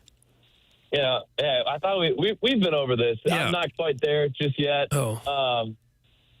I think if I play well, then they're like, "Hey, good outing." Other times, like I said in the past, if you lose the game, it's like, "Hey, car path only." It's like, it's sunny out. It's like car path only. Oh, yeah. It's like, okay, sorry about that. Sorry. So the boys are that slider, kid. You boys are playing tomorrow afternoon. I know. What was it? Pages, Sajasi, and who in Houston? Palante in Houston played at Lochinvar. Pages played extremely well. I played with Pages twice this year so far, and he has both shot a career low both times. I think his first time he shot an 84, Admiral's Cove in Jupiter, and then the other day in Lochinvar shot an 82. And I mean, he was flirting with breaking 80, that's for sure. Poor decision going driver off the deck driver off the deck, very bold. Yeah, no, he said he had it locked. He said he had it locked in. I'm driving away in my car with Palante to go to Hardball. I'm like, no, what are you doing? You're having such a good round. Don't come drive the deck. Blew it up. He hits it maybe like 50 yards and then crushed the 3-wood and settled for bogey, I think. But it's like, oh, no. But that allowed you to make sure that you defeated him and you continue to wear the belt. I mean, that was a critical decision there. So, yeah, I guess. That's what pisses me off. I was nothing but supportive, and I'm getting, McGreevy was worried. No, that is not true. I want to make sure that gets settled here and now. I am rooting against no one but myself on the golf course. Wow. That's for sure. Anytime Pedro struck the ball well, I was his biggest fan. But when I make a 20-foot par putt, all of a sudden on the Pages breath, I hear crap. Yeah. Oh, whoa! What the heck's going on here? Yeah, he thought that was going to be his day, and bringing the driver off the deck just kind of showed he was pressing a little bit down the stretch. That's what that tells me. Yeah, it's sports. It's all about got to finish. He got hit by a couple of rough, painful-looking foul balls last night. Might be a good day to try to get him. Yeah, probably sore. Yeah, you can get into that Venmo tomorrow. Yeah, seriously, I think. Yeah, yeah, he's in the training room. I mean, I can't say enough about the toughness of our catches, too. I mean, those guys wear it, and Pedro, it seems like Pedro wears about 5 off the inner thigh or maybe some place where he really doesn't want to get hit, and he just stays in there. I mean, it doesn't take him more than 15, 20 seconds to get back in there and keep the rhythm going in the game. So, I mean, if the catches don't feel like we appreciate them enough, we definitely do, and I think the fans would do as well, because when they see it, I hear the oohs and ahs every time they go down, and they give them some applause when they get back in there. Yeah, one of those he got hit last night. I looked at it and thought, he might just retire from the game now. Baseball's not that much fun when you get hit in the undercarriage. Yeah, seriously. I mean, his whole body is made black and blue at this point, how much he's wearing the balls. Hey, final one for you. You guys, it's a really quick homestand, but then you'll come back after going to Pittsburgh, and the Dodgers will be here. The weather could play a role in it on Friday. There's some storms in the forecast, but what would it mean? I mean, I realize this is such a cliche, like kind of local newsy question, but I mean it. For you guys, if you started to see some people fill up the stands. Oh, it would be awesome. I think from just talking to people that come to Busch, like sign an autograph or two, and you hear them just talk how much fun these people are having watching the games. Like, this team's so much fun. Like, it just looks like you boys are having fun, and we are. I mean, we've noticed it. I mean, I would argue now that, like, just the attendance every now we've checked, we're like, hey, like, pretty good crowd. Not bad. Like, all right. Like, there's more and more people, I think, that are buying into how young and fun, like, this team is. And to see, like, the fans fill up, no matter who we play, it's awesome. It means the world to us. Like, we couldn't be more appreciative of the fans that do show up, and, like, we want more and more to come every day. And, we're just going to keep on earning those fans back. We do have an award for Listener of the Month, and McGreevy's in the running, but people are concerned he may not get it because Jeff Suppan has now called us 5 straight shows, Mike. He has called us every day at 10 o'clock St. Louis time, 5 straight shows. So ideally, in about 20 years, when you've made $50 or $60 million like he did, and you will be just taking the kids to school like Suppan is, you'll be calling in. And Doug, you'll be doing the show in 20 years when McGreevy's retired and sitting on his $60 million. Yeah, I'll be 112 years old. Exactly. Yeah, it'll be me and Papers running the show at that point. Oh, Papers! Hell yeah, brother. Hell yeah. It's a hostile takeover, Doug. Yep. Watch out. The McGreevy and Papers show. Yep. 3 hours in the morning, 36 holes in the afternoon. Wow, they got it all figured out. Exactly. Me and Papers and MJ. Wow. Jordan will be in. What a program. On his yacht. Mike, always appreciate the phone call. The listeners love the call-ins. Enjoy the festivities. Safe travels back to St. Louis, and enjoy the 36 on the off day, man. Thank you so much. Sounds good. All right, take it easy. Let's get a win today. There you go. There you go. It's a game. Mike McGreevy with us here live from whatever the hell they call that thing where nobody shows up in Miami. Lone Depot. Thank you. Perfect. Excited that the old Orange Bowl, Doug? Is that where it is? It is. It's in that same vicinity. Area. It's a little Havana.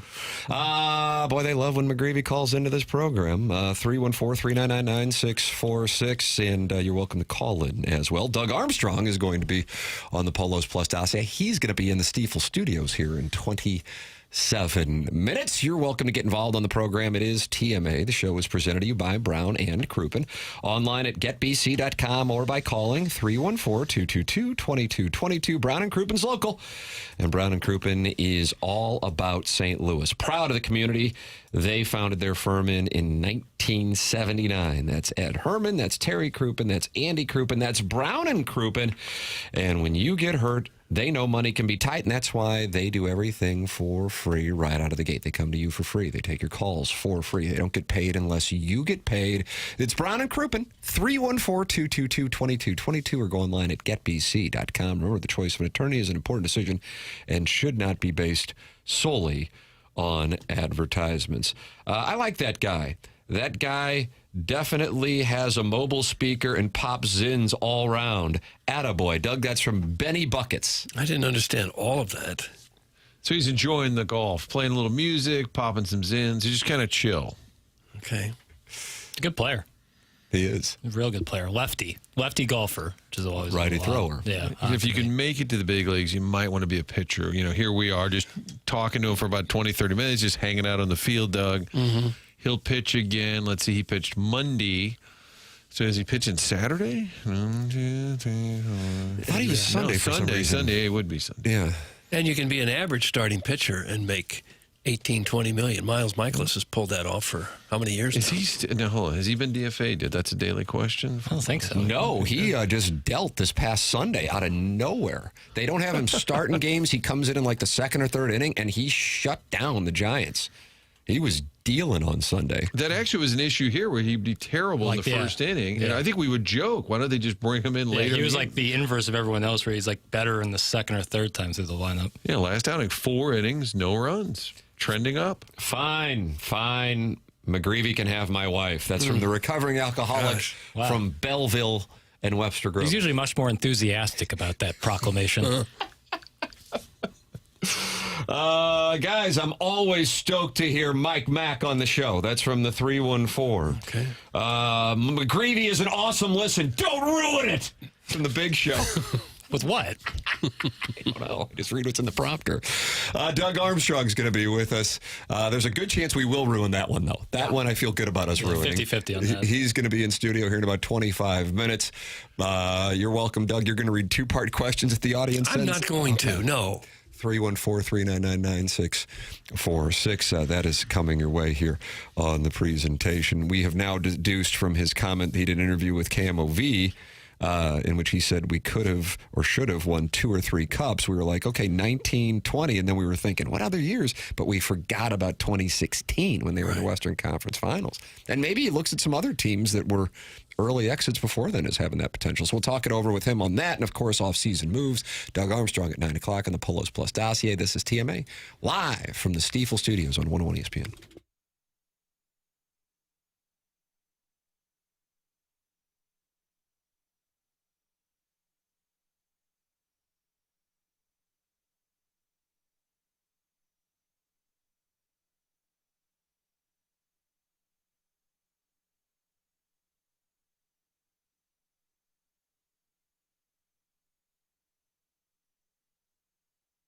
Springtime is the time to capitalize on an opportunity from Universal Windows Direct. Universal Windows Direct is making the decision to upgrade your home easy with their buy 2 windows, get 2 free offer. Plus, there's no limit. So the more you upgrade, the more you save, and it only gets better. You'll have no payments and no interest for 24 months with $500 off your entire project.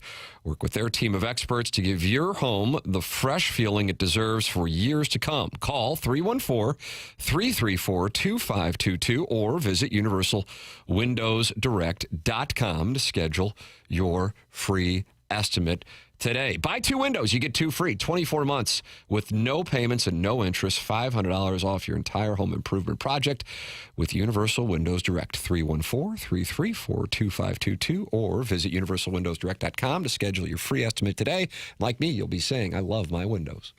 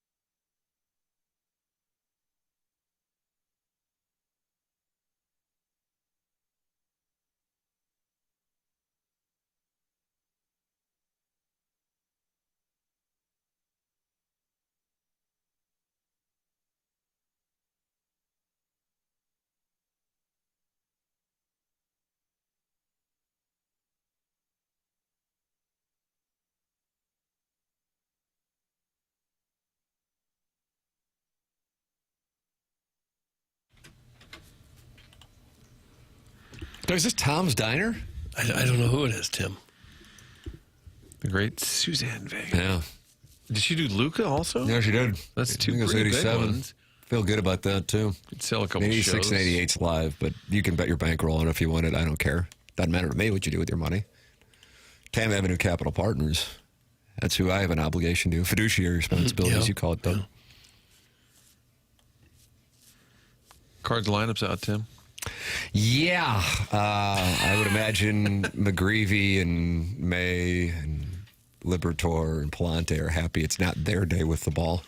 Doug, if you want to allocate some money to your local wagering establishment, it might put you to the test today. Martin, what do we have?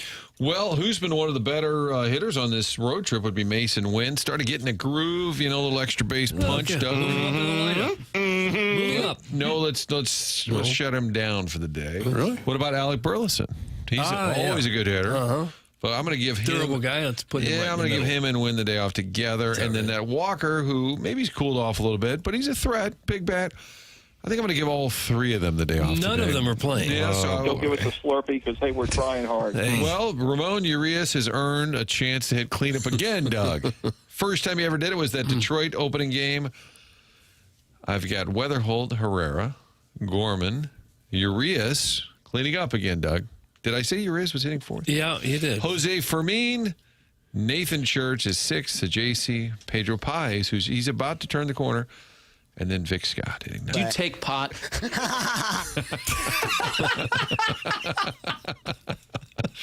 So we've asked, and I think Suppan sort of agreed, there is such a thing as the getaway lineup. Yep. But they're off tomorrow. You got to sit some of these guys, and I get it. It just seems when you do it like they're offering this game up to the gods. When you just take a Wynn, who's playing well, Burleson, who's a consistent hitter, Walker, who's been pretty good of late overall, whatever, not of late, but whatever. Do you have to sit all three at once? That's my question. If you're Wynn and you're finally red hot, I don't think you'd want to come out, would you? I think you'd fight it and say, no, I want to play. I'm feeling it now. Not going to play for another 48 hours. And what I always say is, if there's a caveat, is somebody nicked up, can't go, something happened we don't know about, felt that way last night when I was screaming to get Stanek out of the game. Maybe Romero's unavailable. That's what they usually tell you later. Well, so-and-so was unavailable. Okay, didn't know that.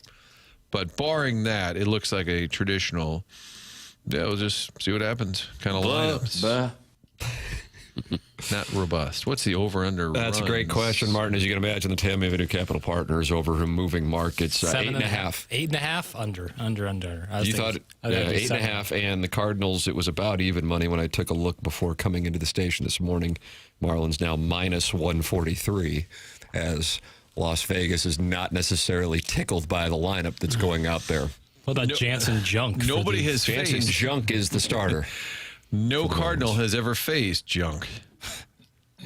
If you go to the Marlins account, because I was looking to see if they posted their lineup. I mean, I wouldn't recognize the guys in there anyway. Right. But I see that Fernando Mendoza was celebrated at the game last night and threw out the first pitch. You boys know that? Yeah, threw it football style. And they have a video of him as a fan, which probably really wasn't that long ago, in the stands dancing with Billy the Marlin. Looks like maybe a 12-year-old or 13-year-old Marlins fan. Huh. Do you think it's a sense of pride that the Marlins fans would have for Francisco Mendoza, or Fernando, I should say, or a little bit of, wow, you just beat us in Miami against Miami just a few months ago? Yeah, you're right. A little painful for the UO fans. Both, maybe. Yeah. I say he says he's not going to the NFL draft party. He wants to spend it with the people that helped him become the player that he is, and his family. I respect that. Yeah. He seems like just a quality guy. He's always smiling. Yeah. And he's going to the Raiders, where careers go to die. They'll knock that smile off his face. Get involved in the program, 314-399-9646. It's your Comfort Service text inbox. You can also call into the Callier and Thompson phone lines at 314-974-0101 and open up your YouTube app, type TMASTL, and subscribe, because now we have 6,800 subscribers, and 287 of them are in there talking to each other like Bach Hogg and Dr. Xander Malenthrop. And Chairman Kurt just announced he's taking the over, I see, in the Michelob Ultra YouTube chat. Really? What's going on here, Chairman? I mean, just one of those things where I feel like zagging when it seems obvious. Yeah. Look at that. He's a game theory guy. Dougie's a game theory guy. Okay. I don't trust this junk. Yeah, you got two pitchers that haven't exactly torn it up so far this year, so. Lay's kind of in that 5-inning, 2 to 3 run. That's kind of his wheelhouse. But you're right. Junk is the Kurt's all about the junk, and I think you might be right here. Always, sometimes just go oppo. Dustin May nicked me on that night. I picked him on the over. A couple weeks ago, Boston in town. Like, they're going to light him up and pitch fine. He's been much better.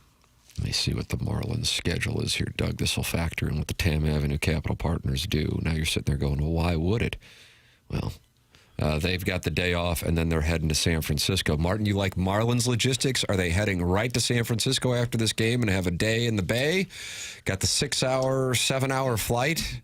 That's a haul. I think you go early because of the flight. Yeah. Get it done. They don't play until Friday night. What if the Cardinal players said, hey, I know we don't play till Friday. Why don't we just stay an extra day in Miami? Yeah. No offense, St. Louis. An extra day in Miami with the off day Thursday. It's feeling like Miami North up here as of late. Oh, I'm telling you, Doug, the conditions in the St. Louis area, why they are glorious. Yeah, it's just been unbelievably nice. Yeah. It's probably too damn hot down there. Martin, I would thank Seth Goldcamp for that and Design Air Heating and Cooling. He's in charge of the weather. He is. He is. And if you're not comfortable where you're sitting right now, Seth can do something about that. They have been taking care of folks in St. Louis for more than a century. Heating and cooling needs. The technology over the years has changed dramatically, and they have met the moment. That's what they do at Design Air. They have the best team, the best technology, the equipment. Get it installed and start enjoying being inside your home. That's what it's about, is your comfort. In the summertime, we know how hot it gets. Make sure the air conditioning is running properly. Get yourself checked out. Do a little maintenance work before summer takes hold.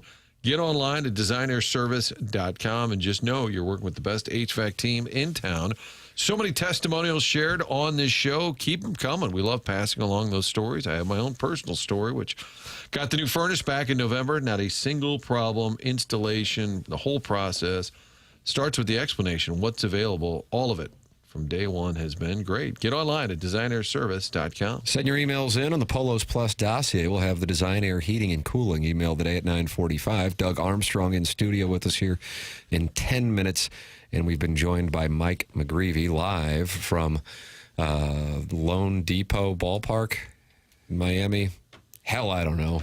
I was surprised how many Marlins, like McGreevy had a lot of knowledge about their hitters, and I thought, well, they play them like 30 times in spring training. Wow, that is true. Yeah. That is true. So you can go back and podcast McGreevy, Doug. Now McGreevy knows he is officially a part of the program because he is experiencing hatred. That's how you know you're in. Keep dreaming, McGreevy. 75-win teams don't make the postseason. This team will win 75 games tops. That's from the Gray Summit Gray Goose Guzzler. Boy, the Twitter reply guys drank their coffee this morning, ate their Wheaties. The Twitter reply guys ate their Wheaties. Yeah. The text line is just poison. Is that what you say, Doug? It's the poison. Phone lines. Well, sometimes I could come in here and say, I was out yesterday, I was with my dying mother. Nobody cares about your dying mother. Like, wow. Why didn't she die already? Wow. Oh, you have something notable or you're having a good time? Well, not on my watch. I'll take a leak all over you and your story. Right. Doug told the story earlier. He got somebody a coat. A homeless woman needed a coat or didn't have a coat. And somebody said, real nice of you to give her a coat you don't care about or need anymore. Right. Always the case. Always the case. Just push your glasses up. I don't think I'd worn it 2 times. Oh, God. Doug Armstrong coming up in the Stiefel studios here at 9 o'clock on the Polos Plus dossier. It's TMA 101 ESPN.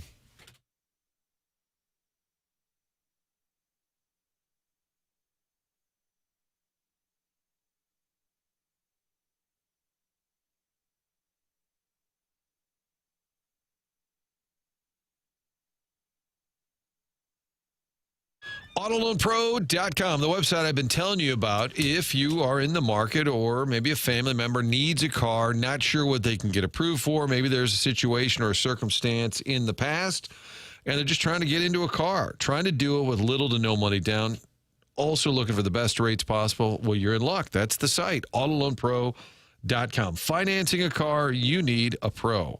Auto Loan Pro. They are part of the Lita family. Great website with the vehicles that are available. Robert Thomas on there. You see him on the commercials with our guy as well, Jim Olive. AutoLoanPro.com, the website to pick out the car, get your credit back on track. Check out the playbook as well. They put that together so you better understand the credit industry. All of it one site. Doesn't matter the situation. You're going to get that car, and they're going to get the best rates possible. They do it by working with over 50 different lenders. Get online at AutoLoanPro.com.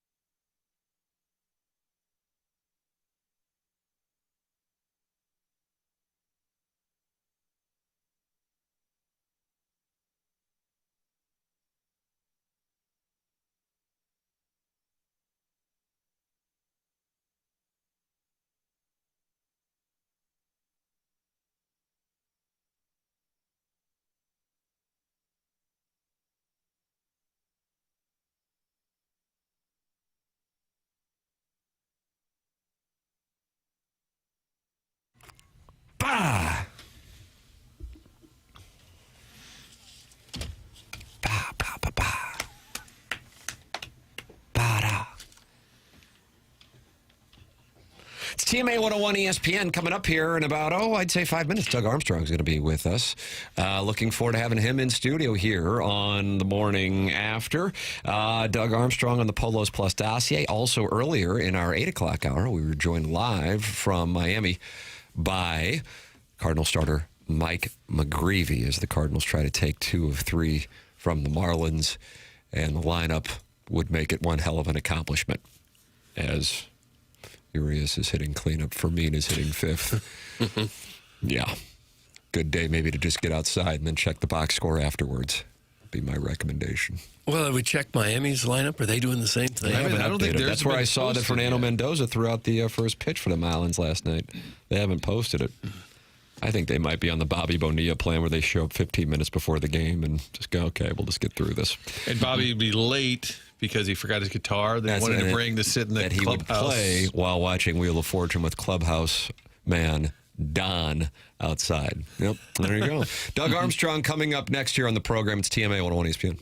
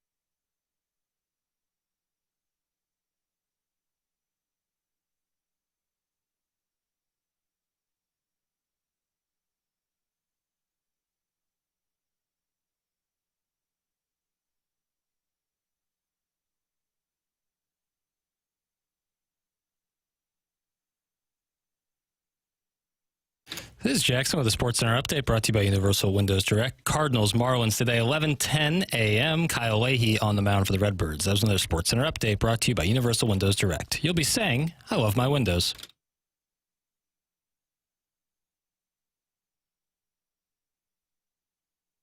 Welcome back to the Morning After on 101 ESPN, the show presented to you by Brown and Crouppen as we broadcast from the Stiefel Studios, and you can watch it on YouTube at youtube.com/TMASTL, the Michelob Ultra YouTube chat. Tim McKernan, Doug Vaughn, Martin Kilcoyne with you on the program. And Doug, look over on your right because it's Doug Armstrong of your St. Louis Blues right here in studio with us. Hello, Morning. Doug, good to see you. Good to see you guys. Thanks for coming in. Looking forward to having a conversation with you about what has transpired. Great insight, I thought, on Saturday with what took place this past season.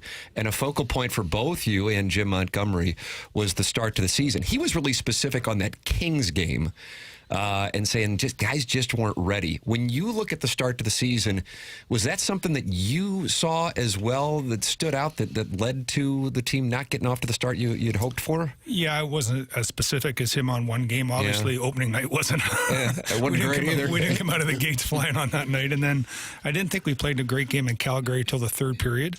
And then we came back and played really well and then good in Vancouver. So I was hoping we'd find our footing then. But we came home and we laid an egg against Chicago. Had a couple days off, played a good Dallas team, and then we got to that LA game.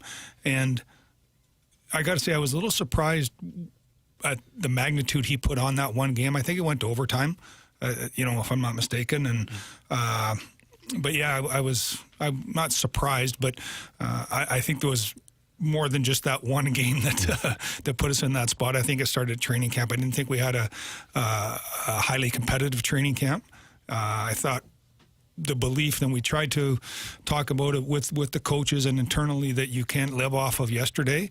But, we brought a player like Mayu in and then, didn't pair him with a veteran. Those little things I think we could have done differently that we should, and obviously looking at the results the first couple of months, we should have done it differently. And you've been saying it, I think Montgomery said it too, over the last couple of weeks. Yeah, it's great that we're having a post-Olympic surge, but what does it really mean when you're kind of out of the race, everybody plays a little better? Looking back at a year ago, you guys had the great surge, got into the playoffs. Do you think that almost got overvalued a little bit in terms of going into this year? Like, did you feel like maybe as fans and media, hey, this team is ready now because they got in last year, and a lot of that was somewhat similar, right, in terms of playing with house money? Well, I think the difference was it was a new coach. So we brought a new coach and an experienced coach that got the team up and running. And then the difference was every time we went to a hurdle in last year's team, or 2 years ago, we got over that hurdle. Meaning we had a big game as we were on our push and we found a way to win it and keep the momentum going. The difference this year was we got to big games when we'd fought ourselves back in and we didn't respond. We responded poorly.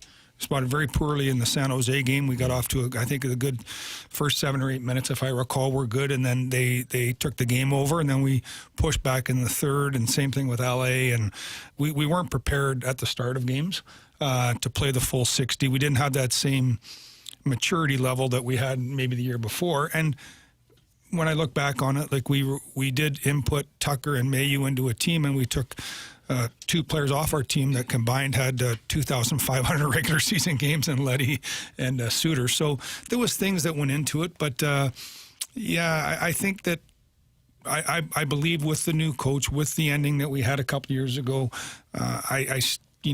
obviously one of the pains I'll carry with the rest of my life is blowing that Winnipeg series. We should have won that series. Maybe we should have put more stock into why we didn't win that series. What were the signs that we didn't pick up? But we probably got over that a little quicker than we should have. But this year's one, it doesn't have that same feeling that the one did 2 years ago. Not because we didn't make the playoffs. For me, it's how we responded in games that meant something. Yeah, once the pressure was dialed up a little bit. All right, tell folks right now the transition. So Alexander Steen's going to take over. You're still here for a couple more years. What does that look like? And people wonder, okay, well, you're here. How is he really going to be in charge if you're here? Give us that dynamic. Yeah, well, there's a lot of organizations have presidents of hockey operations and general managers. I held both of those titles for a number of years here. So we are the 6th team that has the president of hockey operations as a former GM that's working with a first-year GM. So what I've done is I've asked those guys, what do you do? What's your rhythm? How do you go about it? Like with Cam Neely or Jonesy and Philly, Luke Robitaille, they're coming at it from a non-manager's perspective. The president of hockey operations, they're coming at it from a playing perspective. So I've tried to learn from the guys that have walked this path before, and really what it is to share my experiences, to guide Alex, to give him insight. But he will be making the final decisions on player trades, movement of players. And what I'm going to do is fill in the rest of the canvas, getting him up to speed in areas that he's not familiar with, scouting, scheduling. There's a whole, as you guys know, there's a lot that goes in and behind the scenes, like on a radio show. You just don't show up and put it on. You got to do the work behind it. That's maybe wrong example of that show. I would think it'd be hard. Like Steiner's like, all right, I'm going to pull the trigger on this trade. I'd be like, I wouldn't do that. If you really want to, go ahead. It's your team now. But I don't know. Did you think about this option? No, but no, and. We've been doing that for the better part of 2 years now. But there's big decisions have to be made for this organization. But there's big decisions every year that have to be made. And, I worked for a gentleman, Bob Gainey, for a number of years. And he said the best job in sport is assistant to anything. It's when you under the radar. When you got to make the decision, it gets a little different. So, but Alex is ready for it, and what I'm going to do is I'm going to support him. I'm going to really try and get our amateur and pro scouting staff to its highest level, and he doesn't have to worry about that. Our minor league system we want to continue to build. It's Steve Oz doing a great job down in Springfield. But we have 12 picks this year. You want to make sure that the foundation for these players is strong. So when they get to the NHL, they're ready. And I'll put a lot of my focus on helping them in those areas. 12 picks means a lot of scouting. You're going to be really busy, aren't you? Not as busy as the amateur guys, but yeah, no, we're jumping into it. Alex and I are going to head over to Slovakia for 10 days. We leave Friday. That's the U18, so that's the best 18-year-olds. We'll get together and play represent their countries and play. Some of them that won't be there are guys that are in junior hockey still, but it's a great tournament. Then we come back. We're going to take Alex's inner circle management group. We're going to have a little retreat for 4 or 5 days, get to make sure we're all on the same page on what Alex wants, how we can support him. Come back for a week, and then we go to the Combine in lovely Buffalo, New York. And that could be actually playoff time up there the way they're going right now. That's a great story. And from that, that's in Buffalo. Then we go to Niagara on the lake for 5 days for amateur meetings to put our final list together.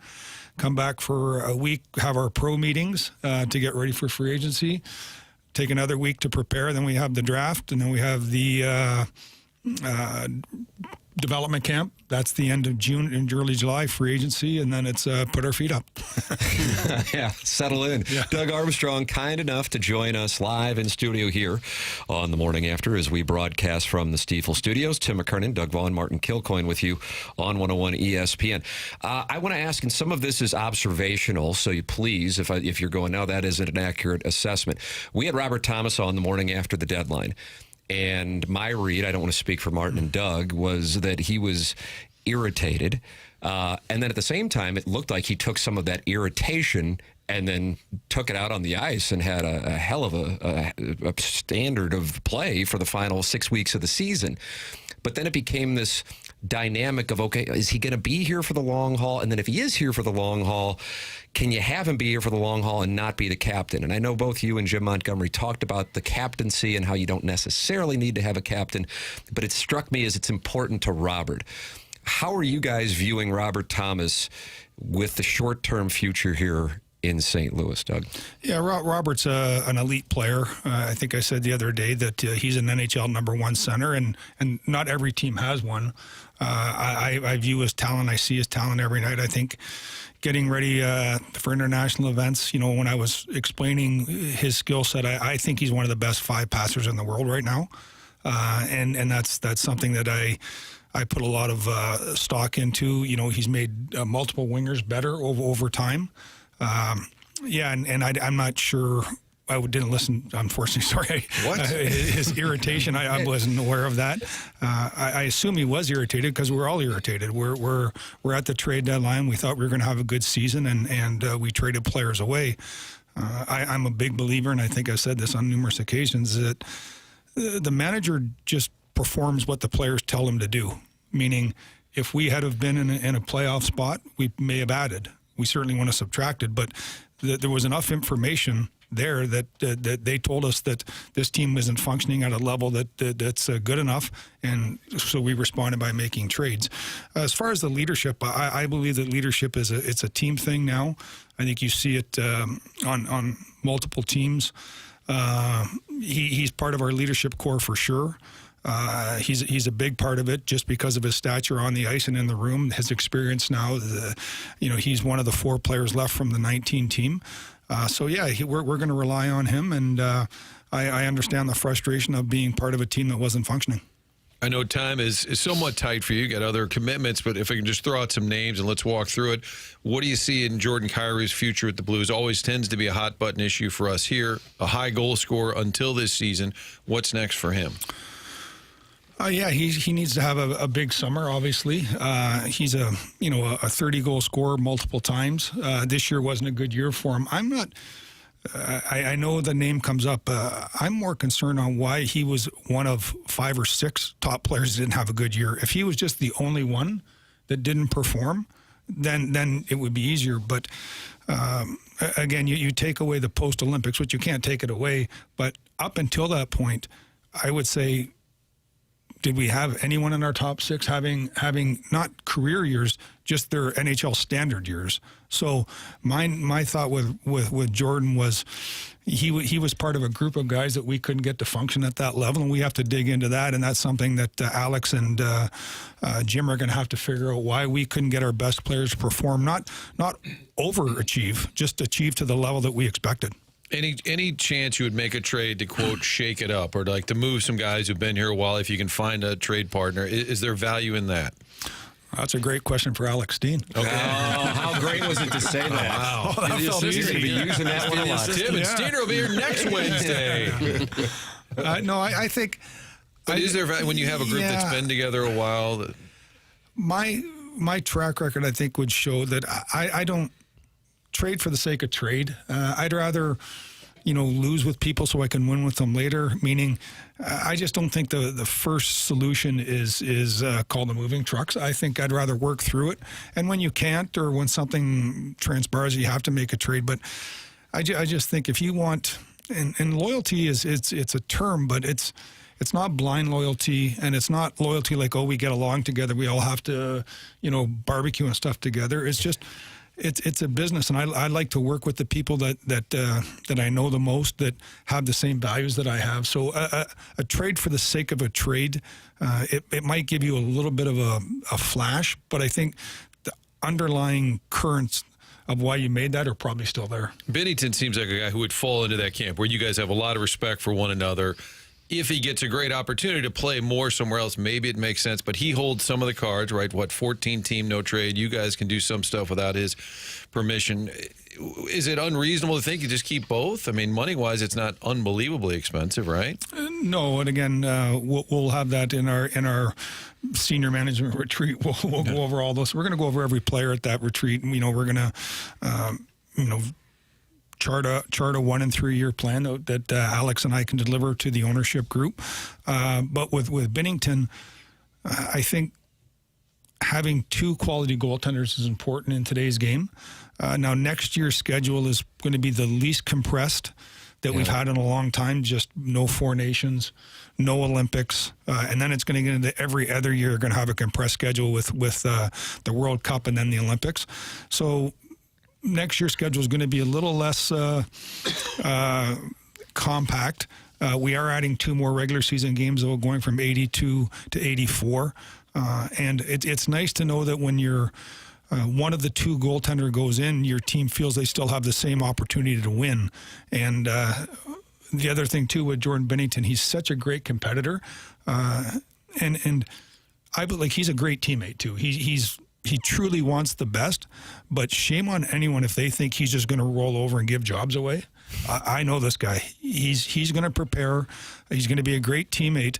But if the ball ever hits the floor, he's ready to pick it up, and he's ready to assume that number one status. And so I think it's great internal competition. We've talked about this in the past too. When the internal competition is that high, the games seem easier. Because you work hard in practice and you push each other. And we've had that for a number of years here. We don't have it as much now, and we want to build that back up, where your competition in practice is so high that the games seem easier. And I shared this with the players too. I really do believe that the best teams I've been associated with, they love the grind. They love the work. They love the conflict that comes with it, with a coach and the manager, because everyone's pushing for the same thing. When you don't enjoy the conflict, you don't enjoy the extra work, you don't enjoy being challenged, is when I think you're probably not going to be part of a championship caliber organization. As the roster stands now, do you think you might just be one key piece, one or two away from being a legitimate cup contender? Or is it going to take a lot more than that? Well, I think it's the players might be that, but they're not here yet. Meaning, like we brought in Lindstein, we brought in Stenberg, we have Mayu now. We have a lot of young guys. Like, do I think they're going to come in and be mature enough to win the Stanley Cup next year? We have 3 20-year-olds, a 21-year-old, a 22-year-old, a lot of 23. Like they're not ready to assume that championship caliber title yet. But as they continue to grow, I think the pieces are here that could grow into that. But it'd be naive to think that Theo and Otto and Kaskamaki and Carbonneau that could make our team, and Jurczyk that could make our team, are going to go up and just knock away McCarr and McKernan and those guys. So, but that's where we are in our maturation. That's the exciting part for Alex, for Jim, and for myself, is that we have a vision and a plan, and what we want the players to do is to expedite that as quick as possible. We heard you doing an interview on Sunday, I believe, or maybe it was Saturday, and you said assessing your time in your role with the Blues, and said, yeah, we could have or should have won 2 or 3 cups. And so we were sitting here on the show going, okay, obviously 19 and 20 would be 2 of them. What other years were you thinking? 16 got to the Western Conference Final. Yeah, were there other teams that stood out to you that you go? 14. 14 was a team. That's what we were wondering. That was the team that, and I want to be, you don't want to make excuses. The Olympics did us no favors that year. I think we sent 10 or 11 players there. Yeah. It was in Russia. We came back. I did a poor job of managing that team with Ken, because we left with a plan. We were going to rest these guys coming back, but we always had a reason to play them, whether it was Osher or Bacchus or Steen or Petro. Like, everyone wanted to play because we got to win the division. Yeah. Okay, well, we got to win the conference. Okay, we got to win the President's Trophy, and everything had we made that big trade that year for the goaltender. I thought that was one of our better teams. We played LA. What we were doing, we were losing to teams that were winning cups. So, like, I think the 2 years we lost LA, they went on to win. The 2 years we lost Chicago, they went on to win. Yeah. So I was disappointed one of those teams didn't pop through, and then I thought we would have a great chance to defend. In after that year, we were playing good hockey. We had the secret sauce. We knew what it was going to take at that time of year. And then when COVID hit, the next 2 Stanley Cups, like they were awarded, and I give credit to Tampa for winning them both, but it didn't have the same flair. Like, I think the bubble one, we went in as the top team, and we lost our 3 charity games, whatever they were called, for seeding, and then we lost to Vancouver quickly. And then the next year, I think we played 6 teams all year. So it just didn't have the same feel. Yeah. But I wish we could have defended in a more natural format. But those teams, when Hitch got here, like 11, 12, 13, 14, I thought when we got to 14, I thought we'd had our battle scars. I thought we had lost to those teams enough, and we were ready to go, and we didn't. So that's one of them. And kept having those 2-0 leads too in those series too, early Doug's like, thanks a lot.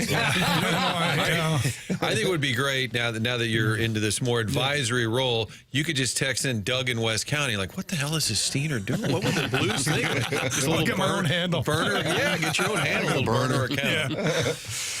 Doug, we know you have some other programs to appear on, so we thank you for dropping by here and talking it over with us. Thank you so much for taking time out of your morning. The fans appreciate it as well with the transparency, and we look forward to talking. Safe travels. Thanks, guys. Thank you very much for having me. That's Doug Armstrong with us here live on 101 ESPN. Tim McKernan, Doug Vaughn, Martin Kilcoyne with you as we broadcast from the Stiefel Studios. This is The Morning After, presented to you by Brown and Crouppen.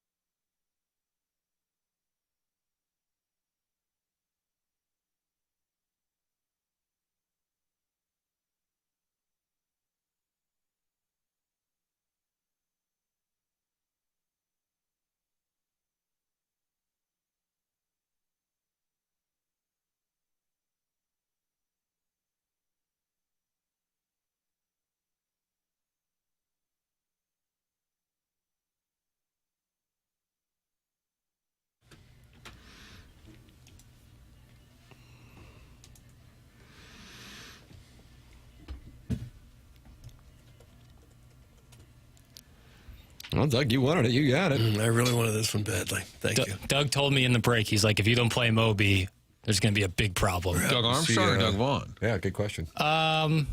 Yes. Oh, wow. Thanks, Joe. Did you see Moby at Coachella, Doug? I didn't. Missed it this year. It was busy. Jackson saw it. I think I'd like to go to Coachella. I wouldn't want to do the camping thing, but it seems like it'd be a lot of fun. And Moby could get rolled by Obi? Yeah. Yeah, that's correct. Marshall Mathers. We've had Mike McGreevy on the program live from the ballpark where the Cardinals are conceding today's game with their lineup. And then Doug Armstrong just in studio with us here live on 101 ESPN, the program called TMA. Gentlemen, let's ask the audience for their reactions to what Doug Armstrong had to say at 314-399-9646 or in the Michelob Ultra YouTube chat. And I'll go around the Stiefel studios. Martin, what stood out to you from Doug Armstrong? I think he's always really candid without saying a ton. Like, he's not going to tell you, oh, we're trading Kyrou. I think he does like stability, and he's, his track record would point to not trading players just for the sake of trading players. But maybe the fact that I think he's trying to provide some clarity that it's Steen's job now, because I think a lot of people don't really believe that Army's still just going to call all the shots. And I think I didn't know that history of what's going on around the league, that there are 6 other examples of this and how that plays out, and he's talked to them. The fact that he's really going to kind of let Steen take the wheel, I had not heard it spelled out that way. But I also, Doug, you asked me how close they were. Excuse me, it's emotional. Yeah, got to hold it together. They're still kind of a franchise in transition, it seems. Yeah, I thought he might say, well, if we could just get 1 or 2 guys who can put the puck in the net, we could be right there. But he didn't say that. He said they're so young that it would be unrealistic to think that they're going to be a serious contender here in the next year or two. I love that, by the way. We were talking about that in the commercial break, and Jackson and I were doing Balloon Party, I guess it was 2 or 3 seasons ago, and we aired his presser live. And he said, well, probably the best case scenario realistically for us is 3rd in the division and getting a wild card. But just because of that doesn't mean that we can't do damage in the playoffs. Injuries happen and teams get momentum. We've seen that.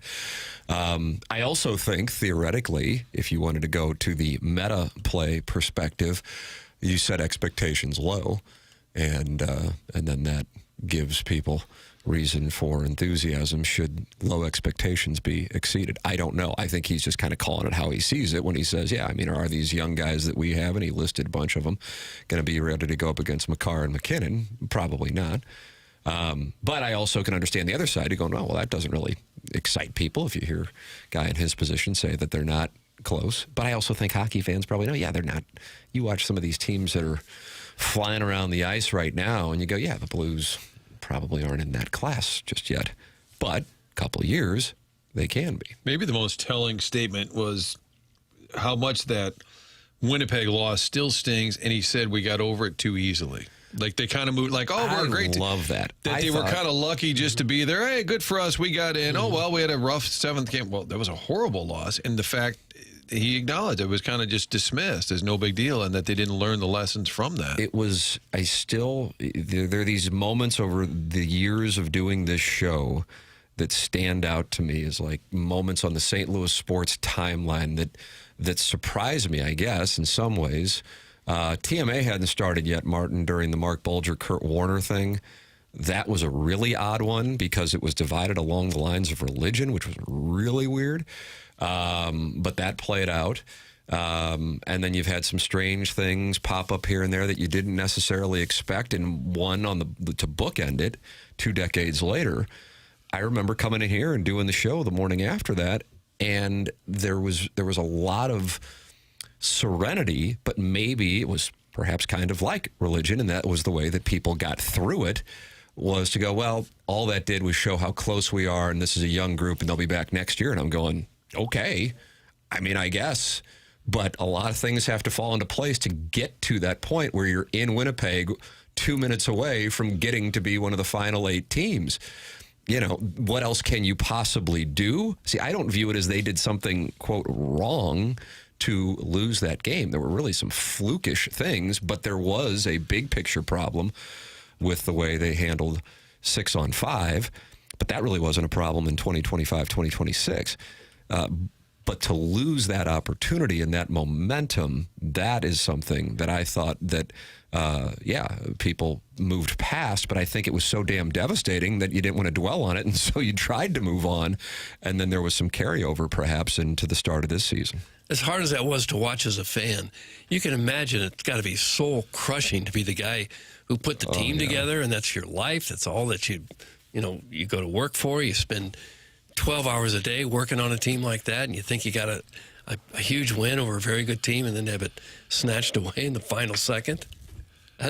You never get over that. I think the surprise, too, we were trying to figure out the third year that he thought they could have won the Cup. We guessed 2016. It was 2014. Yeah. And I don't remember the specifics that well. Doug looked it up in a commercial break. Doug, what was it? Blackhawks. The 2014 season, they were 51-24 during the season. They lost to the Wild 4-2. I'm sorry, that was 15. 14, they lost to the Blackhawks 4-2. When they had an even better record. They won 52 games that year. Yeah, those hitch teams there, is that the aughts? What are those? The 2014, 15? Teens. The teens. Yeah. What's the aughts? Before that? The odds would be, The zeros? Right. Not good with those numbers, but we could always talk NCAA tournament expansion if we want to get confused. But those teams with hitch, they went up 2-0. I think it was 3 years in a row in the playoffs, and then would lose the next 4. So 2014, that was another Armstrong. Answer, although it is pointed out on the text line, don't forget to ask Army about kicking the pucks into the net with the skates, Doug. How do you People unhappy about asking if you regretted the Ryan O'Reilly, Tage Thompson trade. This show's got no balls. Knew you wouldn't ask Army if he wwants the O'Reilly trade back. The media in his town soft. That's from Bobby Big Wheels. And then this one, what stood out to me is how soft you ninnies are. Instead of tickling each other and having a pillow fight, how's about you ask some tough questions? The Blues have been spitting in the faces of the fans. Doug, that's from Merle, and he's in Oakville. Stop it, Merle. Leave us alone. Spitting in the face of the fans. I'm in the news, sweetheart. They'd be a different team with Tage Thompson. 40 goals this year, 44 last year, 29 the year before, 47 the year before that. Shut up, ravioli head. He's one of the premier offensive players in the league. And to think it all could have been avoided if Booch skates 2 more strides before icing the puck. That's from Mahomes' long body. That was the biggest personal moment of that game where it could have made a big difference.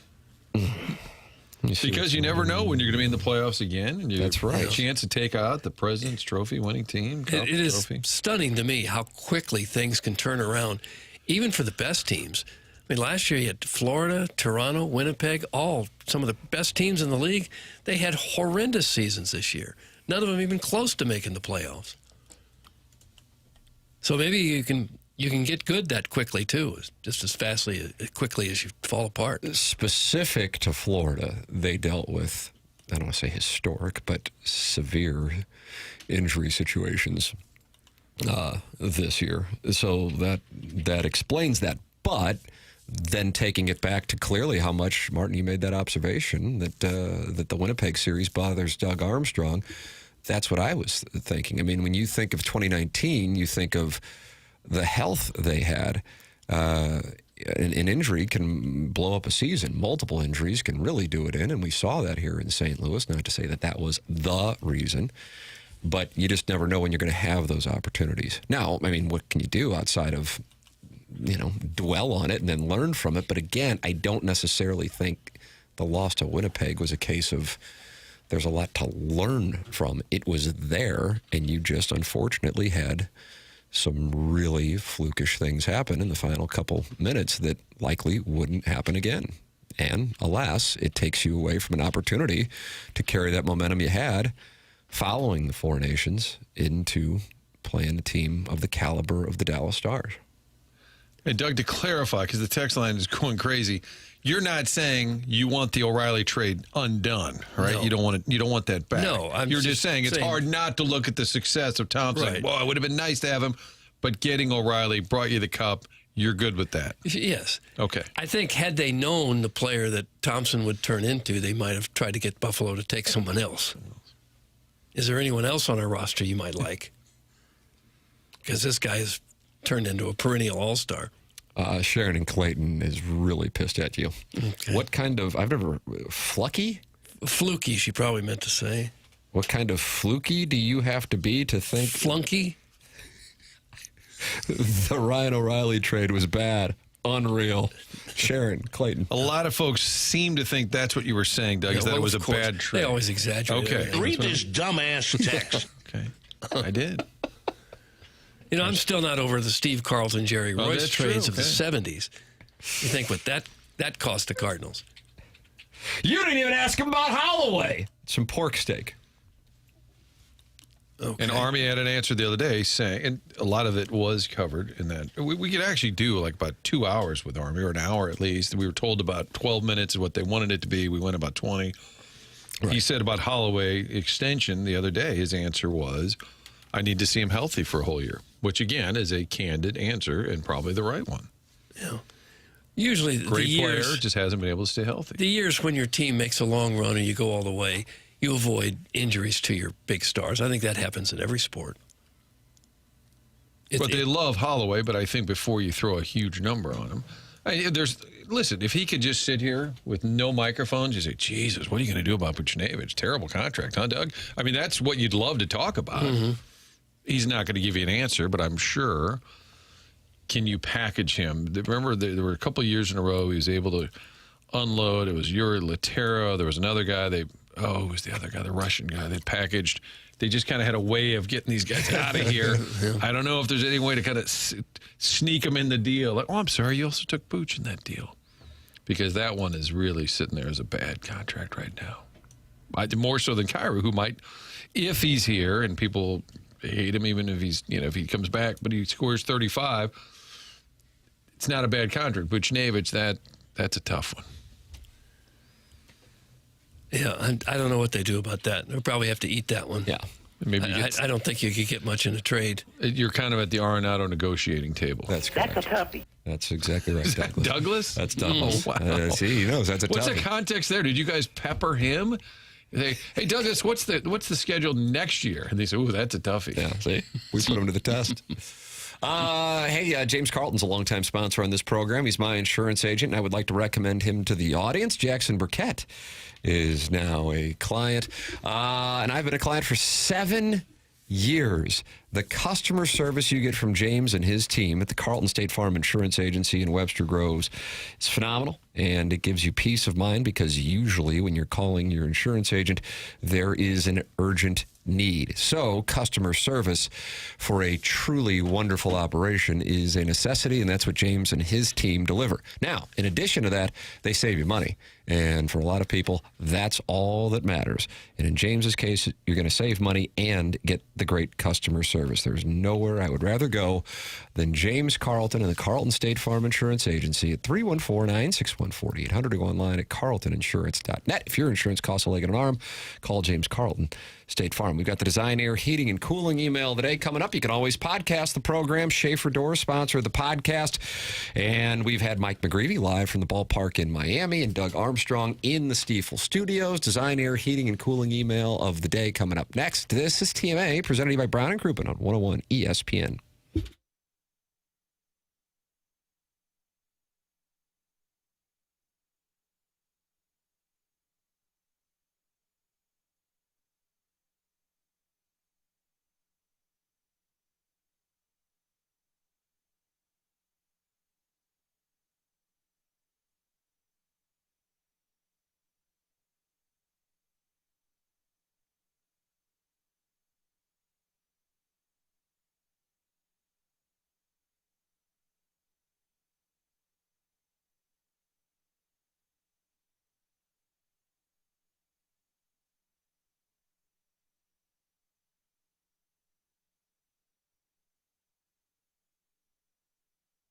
Looking to make some summer plans to go south, to go west, to warm up, to take the family to the beach? You can do that at Mid-America's St. Louis Airport. Great website, flymidamerica.com.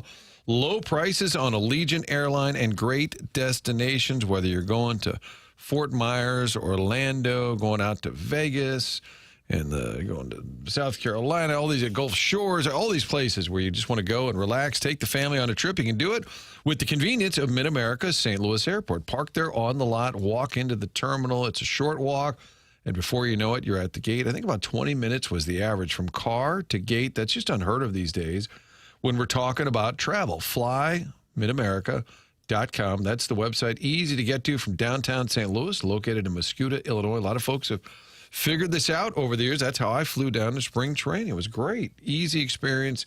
Simple to get through TSA. You get to the gate. Next thing you know, you're on a direct flight somewhere warm. Book it online at FlyMidAmerica.com.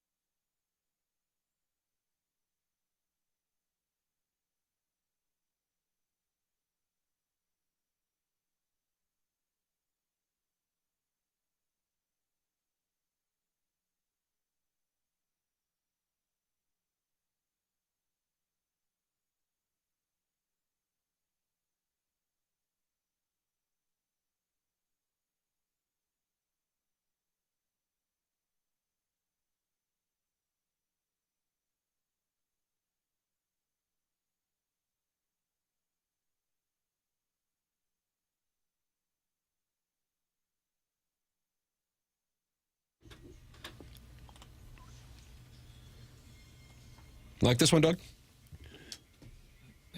Let's take a 93, I guess. I don't know. I think it's 94. All right. I'll take 94 because I think 95's live. I don't think 92's live. That's my reasoning. 93? I shipped it. Never again, Jackson. Never again. Would it be safe to say that 94 was the most culturally significant year of In the the 90s? history of the world? Well, no, in the 90s. In the 90s. You guys could speak more Because of that song? No. Felt like there was OJ was 94, right? Yeah, I'll take that take. OJ was 94. Outstanding movie year. Baseball shutdown. Yeah, baseball shutdown. The Rangers and the Canucks. Yeah. There wouldn't have been a election that year, right? That would have been 96. Midterms. Midterms, yeah. Ushered in the Newt Gingrich era. Right. One we all look back fondly on. Papers. How often have you had a Newt Gingrich take followed by the increase in volume on gin and juice? Yeah, well, just Hannity does it all the time. Is that right? That's his move?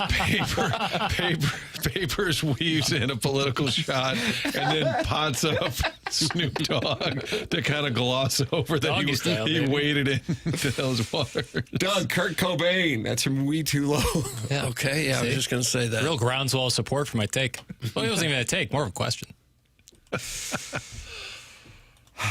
Kurt Cobain died in 94. It's a Native American baller. Well, we got that. Okay. Tim, the Marlins lineup is out. How's it look?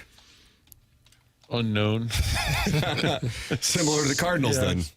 See if the line has changed on that, because it moved to minus 143 for the Marlins when the Cardinal lineup came out. For those of you just joining us and not familiar with what we're talking about, Martin, Urias hitting cleanup. He will be protected today by Fermin. He'll be protected by Church. He'll be protected by Sajacy. He'll be protected by Pies. Try pitching around those cats. Exactly. The total is 8.5 for the record if you want to do Getaway Day. But Chairman Kurt likes the over. So that gives me pause. That's a game theory thing, right? I get the play. It's just if everybody's saying under, you say, yeah, it's going to go out. It's a long flight from Miami to San Francisco. It might be a weird game where they win 12-4 or something. Hasn't happened yet. But I wouldn't bet on that. But it might happen. Wynn, Walker, Burley all getting the day off. There was a text earlier. I like a good audit that just said Jackson's hair looks spectacular today. Hey, thank How about you. that? What's going on there, Papers? Shout out to our friends over at Healthcare Evolution. Yeah? Yeah. I think some of the treatment that I've been doing with them is starting to take hold a little bit. I combed a robust comb session this morning. I combed a robust comb session. It's really got a wave to it. A comb session. Yeah. It is a bit of a quaff. I knew Armstrong was in studio, so I was like, all right, fine, I'll take a shower. I just cleaned up a little bit for you guys. Didn't wear a hat. Yeah, you look great, Martin. Thanks, buddy. You don't usually Polos take Plus. a shower? Oh yeah, Polos Some Plus. days, but I don't always put stuff. I in like my what hair. you Just put a picked. hat. I like what you picked from Polos Plus. Your inventory from them was a solid. All of you guys. Look at this. Polos Plus makes great Love stuff. fest. Yeah, they do. It's a sponsor of the dossier. And on the dossier, we have the Design Air Heating and Cooling email of the day. So much hair talk, he forgot about the old job. So worried about the way it looks. Good morning. I called into the show a while back to spread some positivity, only to be questioned by Martin about my work schedule. At the time, I was embarrassed to say that I didn't have a job. Tried to hide it in front of the great Tim McKernan. But I had to be honest about my unemployment, and the text inbox was not so happy about it. I took it on the chin, though, mainly because I kept hearing the same dozen or so people text into the show nonstop. Projection, anyone? That being said, I still took some time away to gather myself and can say that I may have found my dream job. It even pays, at least if I can't shine Tim's shoes in the studio every day, that is. My Mariners are traveling to town to play my Cardinals on Sunday. I got myself some great seats so I can see Cal's big dumper right as he comes out of the dugout. Still won't beat the view of Doug in that sweet swimsuit I sent him. Doug, let me know if that fits or not so I can return it if need be. Thanks to the podcast To and Fro Work Boys. That's from Dirk 3K, a.k.a. the Mariners Lemming of STL. Dirk 3K, Mariners Lemming of STL. I don't remember calling him out for his work. It feels possible. But works. And you got a swimsuit from this guy? Yeah. Pretty nice one, Not too. debating. Ooh, Yeah, disputing. bad boy. Shows a lot of skin, Tim. Cardinals, oh Cardinals, you're playing like you got some balls with some moxie and some spunk when McGreevy's throwing junk. You're scoring runs and moving runners, playing small ball and laying bunters. Laying bunters? That doesn't work. I'm going to suspend him for that. Bunters. Who was that, Tim? It's Bro Fallon. We'll just Bro give him Fallon, you just got yourself suspended for more. saying laying bunters. Bunters? 2 days' time. all the good and none of the bad, all the Louis happy, not sad. But the dog days are coming eventually, and the heat will break us down spiritually. With sweat stains and sunshine, will you still be mine? Can you still win series when the ish hits the fan and you query? Statistics and money ball aside, it's time to press play and just ride. The young scrappy train to finish till McGreevy's bachelor parade. We can win this, baby. Okay.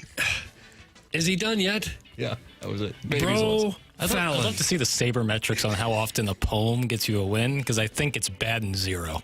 I like a good poem, but you can't say laying bunters. Yeah. Doug, I'm going to let you inside baseball here.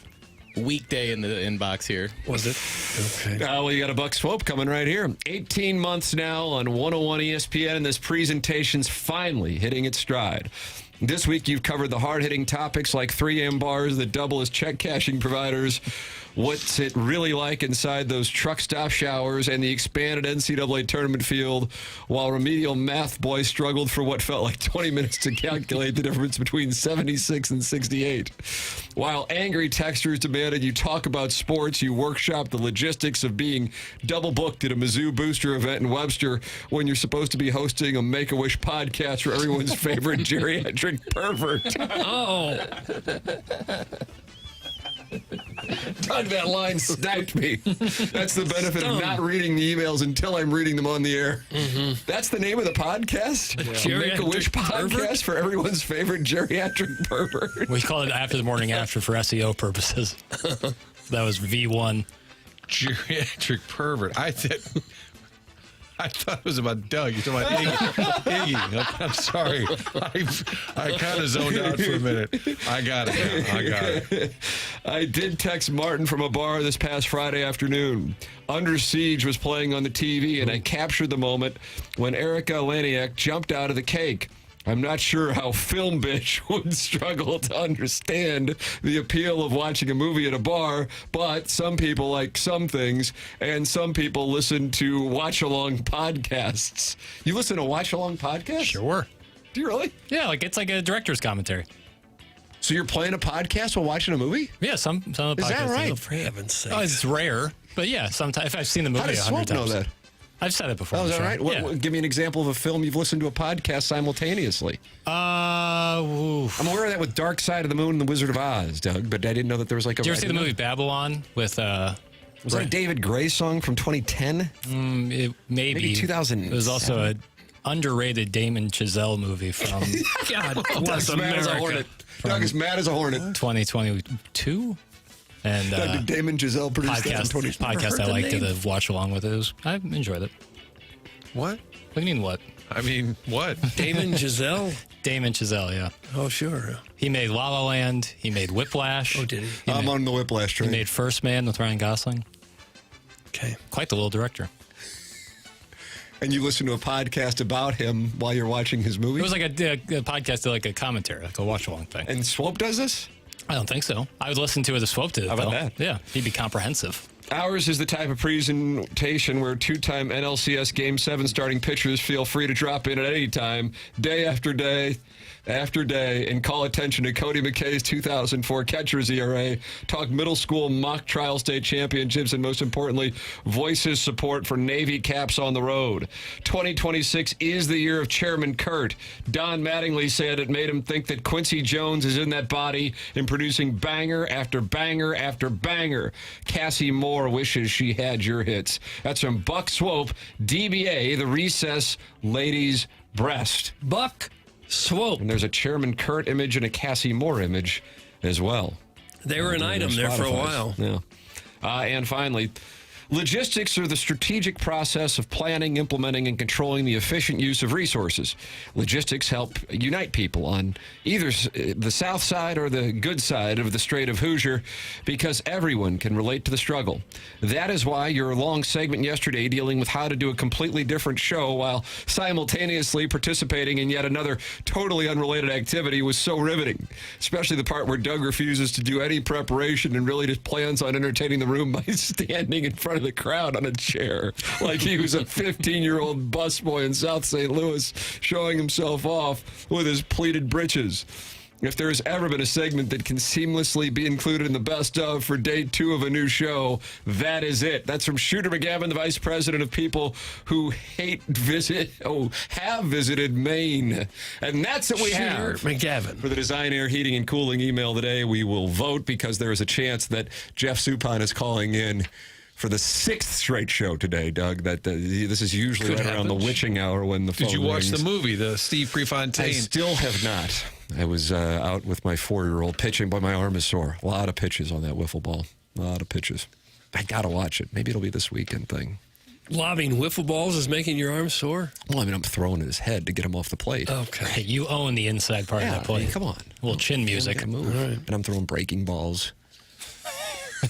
Snapping your elbow. Right. Does he cry if he can't hit it? A curveball in the dirt or something? If he cries, I make him do push-ups. So no, he did. Okay.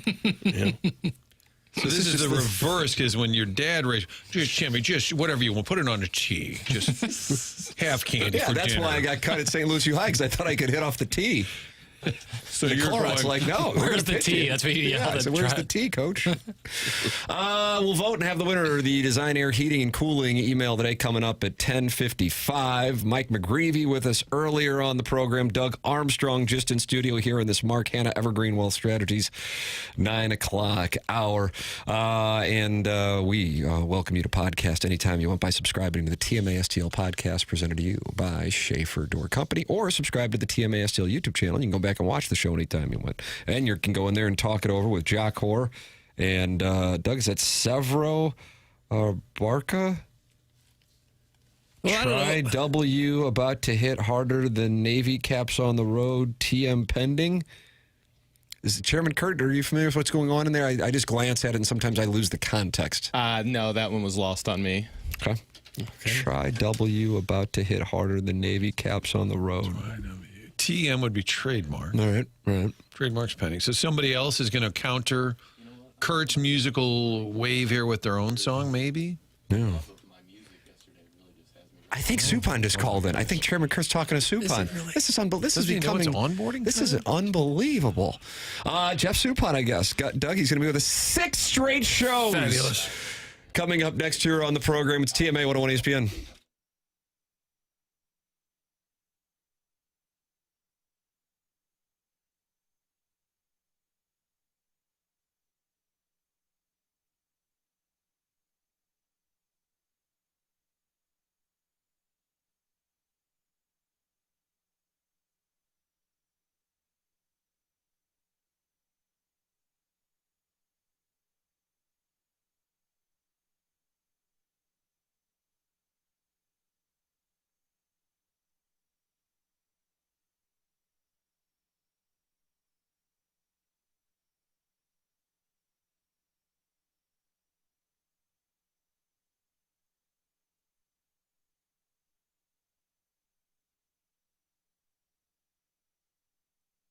Ryan Luchtefeld of Delmar Mortgage is my guy. I am going through the process with Ryan Luchtefeld and Delmar Mortgage. Delmar Mortgage in business for 60 years. Family-owned business. And Ryan's been doing it for 22 years, 13 of which have been with Delmar Mortgage. You remember him from the St. Louis University Billikens, our Billiken insider during their run this past season, and he has been working with Delmar Mortgage for the past 13 years. His personal number, if you are looking to buy a home, get pre-approved, or refinance, is 618-593-3608. That's 618-593-3608. You're going to get that personal, local touch, but with all of the necessary technology to make the process smooth and easy. It's Ryan Luchtefeld and Delmar Mortgage. Give them a call first, 618-593-3608. 618-593-3608. Ryan Luchtefeld, Delmar Mortgage, delmarmortgage.com.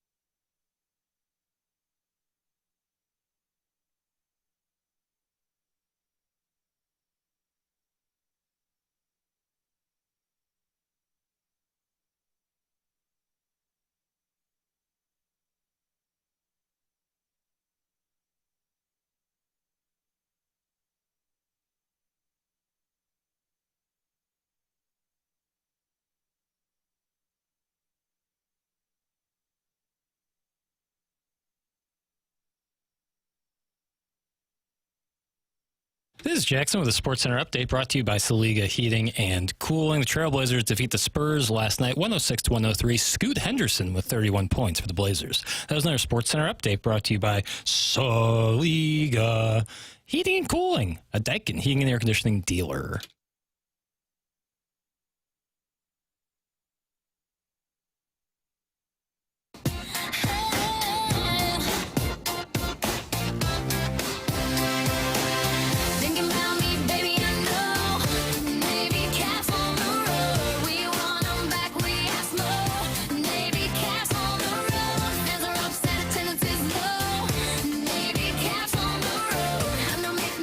Come on, bro. Just maybe Sports Center update that has to do with local sports, Jackson. Some Andy pants. Yeah. Boy, you've angered the wrong guy now. Yeah. Keep texting, bro. It's in your pants. Program's called The Morning After on 101 ESPN. Tim McKernan, Doug Vaughn, Martin Kilcoyne sticking around. Are you sticking around because we have a friend on the program? Well, onboarding understands that NLCS stars come first. Joining us for the 6th straight day on the Callier and Thompson phone lines live from Southern California. Doug, you might remember him from the 2004 Game 7 start against Roger Clemens and the 2006 Game 7 start against Oliver Perez. Jeff Suppan with us here on the Morning After 101 ESPN. Unbelievable. At this point, a co-host. At this point, a co-host. Caps on the road. Oh, see, it's an earworm, isn't it? You can't get that out of your head.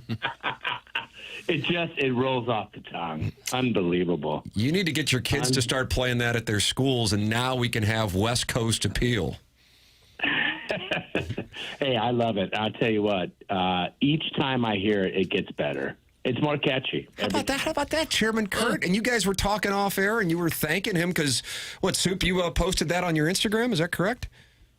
Yeah. I mean, why wouldn't I? Yes. You know what I mean?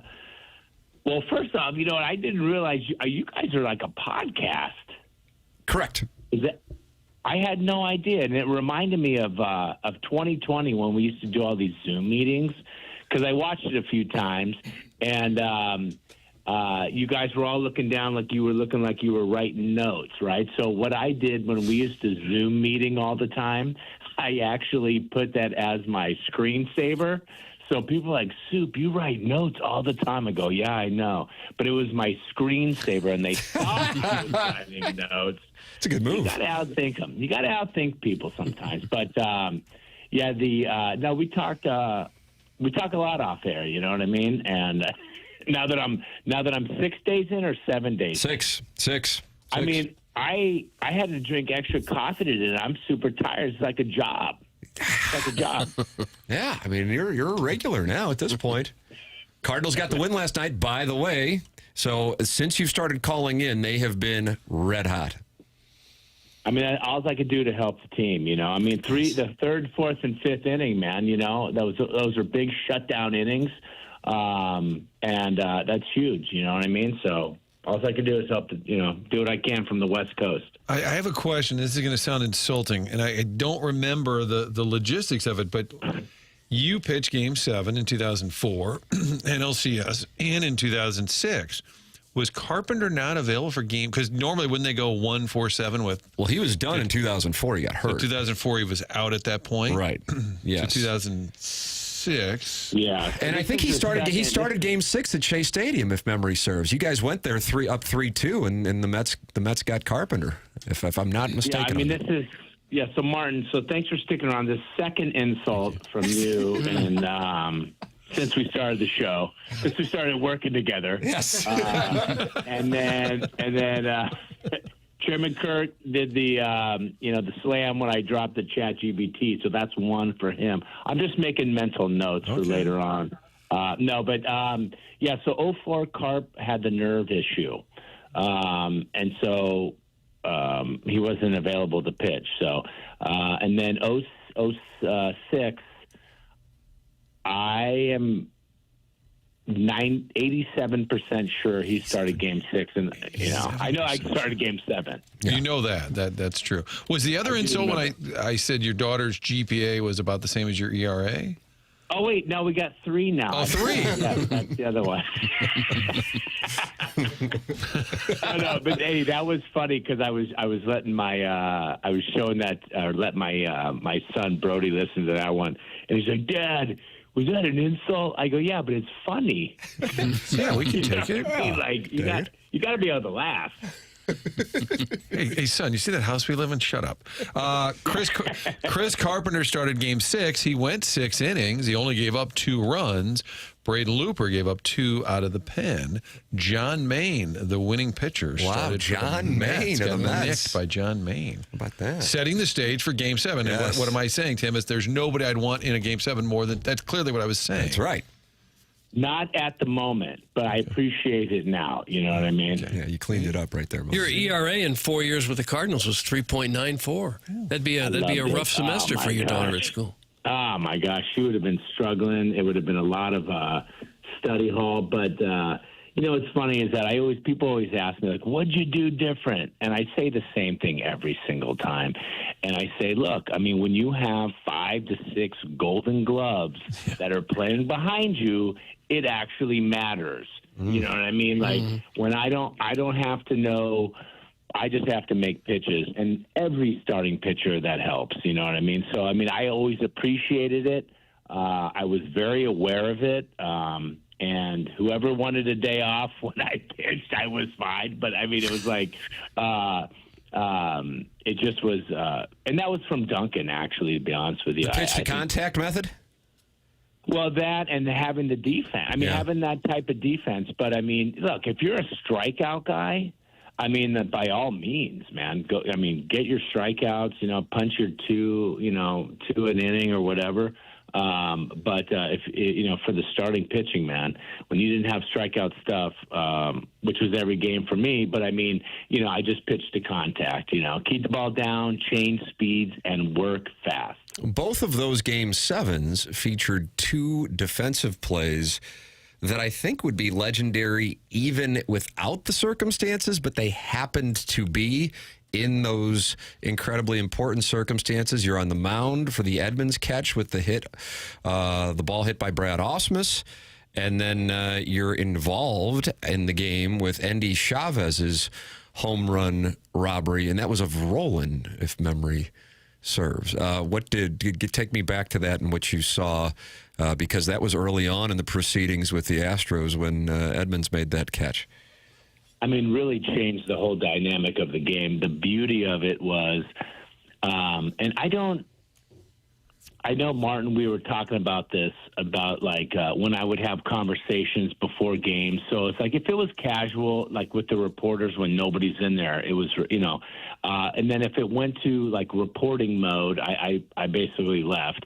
And so I don't know, like, because sometimes thoughts get in your head. And so we were in the meeting, and Carp, this is the hitters meeting, and Carp goes, "Oh man, you know, Ausmus, just down and away slider all day. You're going to get him out every time." And I'm like, and it kind of, I don't know, because I didn't have his stuff, and I didn't take that approach. I didn't like discredit. I mean, not that he was discrediting, but I always gave everybody their just due, like, because it's the big leagues and anyone can hit you. But it might have taken an edge off me, so I threw the cement mixer slider. Okay, so for those of you that don't know, the slider that doesn't really break, you know, it just kind of goes around a circle, and kind of hung up there. And he wasn't. I was supposed to be pitching him away. He wasn't supposed to pull it. And Jimmy made that catch, and I was like, that was the most unbelievable catch from my perspective I've ever seen on a field. And even when you watch replays, it was truly amazing. But really saved the game, right? That year, Reggie Jefferson's wife, Wendy, always was joking around like, "Soup, keep giving up those first inning home runs," you know. It seemed like, you know, we were winning, but I kept giving up the first inning home run, you know. So superstitious. That one was, yeah. I mean, you know, she was for sure, you know. And I gave up the one to Biggio, and then that could have been, you know, that could have been a big crooked number in that first inning. But hey, you know, and then Roland came in and hit the bomb in the end, you know. And I mean, he tried again in 06, but you know, Endy was there. But that's the beauty. Like, you just, I think the outfield play in the playoffs, not all plays, everyone's more focused. So I mean, you see a lot of really great plays. Do you still keep in touch with Carpenter? I thought you said something the other about texting with Carp. Yeah, you know, I just try to check in from time to time. You know what I mean? Everyone's got their, you know, their busy life. Yeah, you know what I mean? They got their call-in shows that they're a part of. You know, you referenced, and we joked about it, that you would talk the day before a game, and not the day of the game. But CJ Cherry, former traveling secretary, listened to a lot of the segments that we do, especially former players. He had sent me a note. He said, "Thank you for sending the Soup interview. He's a special guy, one of the Cardinals' best postseason pitchers ever. I would never bother a pitcher on the day that they would start, but in Soup's case, occasionally I'd ask him if Dana was coming to the game. There were only 3 pitchers, unless they talked to me, that I would not talk to the day of their start: Carp, Lackey, and Forsch." From CJ, he said, "Looking forward to seeing the whole gang in September for the reunion." So now we know when the reunion is. Perfect. I'm going to put that on my calendar. September. Yeah, so CJ said he would talk to you, so you were not off limits. CJ was the best, and the traveling secretary or travel, if you will, depending on like everything's shortened in baseball, right? Clubby, clubhouse guy, bussy, bus driver, cabbie, cab driver, you know how it works. But CJ was he was awesome, and and sometimes we were forgetful. Most players, most guys remember everything, but sometimes when you were getting ready for the biggest game of the year, you'd forget things. But he would always check in, and I never really, as long as it honestly, and there was different phases. Some starting pitchers, the 3 that he mentioned, I'm sure as soon as they walked in, they had their edge. And for me, that was just way too early. So I had my edge when I was walking out for the game, right, to the field. And it was funny because I remember with Dunk, he would walk with me. And for some reason, I'm like, "Hey, Dunk, sorry, when I had energy, I walk really fast." He's like, "Don't worry, I love it. I was a Marine." You know what I mean? Because we would just walk in, and I was a very time-orientated guy. But, yeah, so, I mean, CJ, I love the fact that you send him stuff because he's the best. Is he still down in Florida? He is in Athens, Georgia, awaiting Tim's arrival for the big Missouri, Bulldogs Georgia, game. between the hedges. Nice. Oh, wow. Oh. All right. How about you were at Home Depot buying wood, you're building a garden, but you don't know how to build a garden, apparently. Well, there's this thing called YouTube. I mean, and I do. I took some photos, and it's going to be super simple. But it's the first one that I will build that is more substantial. You know what I mean? Because it's going to have the mesh that goes around because the birds always eat all the stuff. I'm going to make an effort, as long as I have my John Deere hat on, I'll be all right. Huh. Is this like an above-ground planter situation? Yes, it is. Yes, Look at you, Doug. You know your stuff. Oh, well. I'm going 4x4s, and I'm going to make it about 7 feet high. Oh, wow. So it kind of is blocked by this waterfall feature that I have by the pool. And I'll have a door, and the beds will probably be 3 feet. And I don't know what I'm growing. Well, it's really I'm doing it for my wife. I'm trying to stay in the top 5% of husbands. And I let her listen. I let her listen to the show, and she said she might call in. I'm hoping she doesn't. Wow. How about this, Doug? It's a family affair. Okay. Well, she said everybody needs a producer. I mean, I don't know what that meant, but I don't know if that was a reference to you guys or me, but she didn't like what I was talking about, I guess. Jackson's out. So she's going to produce this show, or I think she wants to produce your call-in. She's trying to fine-tune your content. It sounds like more me. Yeah, she wants to really correct more me. Because I mean, Dana, I have to say, Dana was one of the wives that basically she went to every single game. She loves sports.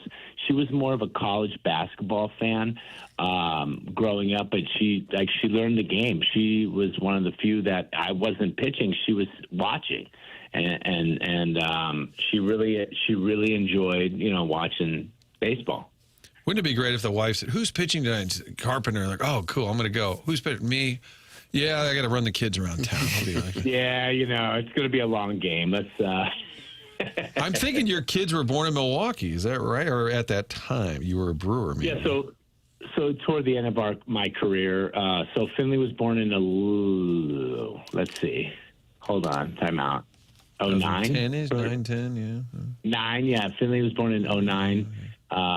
and then Brody was born in 11. So Finley really, she was super young my last year in San Diego, but they never really got a chance to see me play. But I guess my son, he plays that video game. What's it called? MLB The Show. Oh yeah. And so he's like, Dad, how come you don't have a car? I go, Brody, I was in that game for like 10 years straight. I go back to, whenever it came out to 2010 or whatever. But I guess, when you retire, you have to basically give your rights to, that type of stuff. And so I reached out to them, and they're actually making a card. They made a card when I was with the Royals, and then they're doing a 99 card.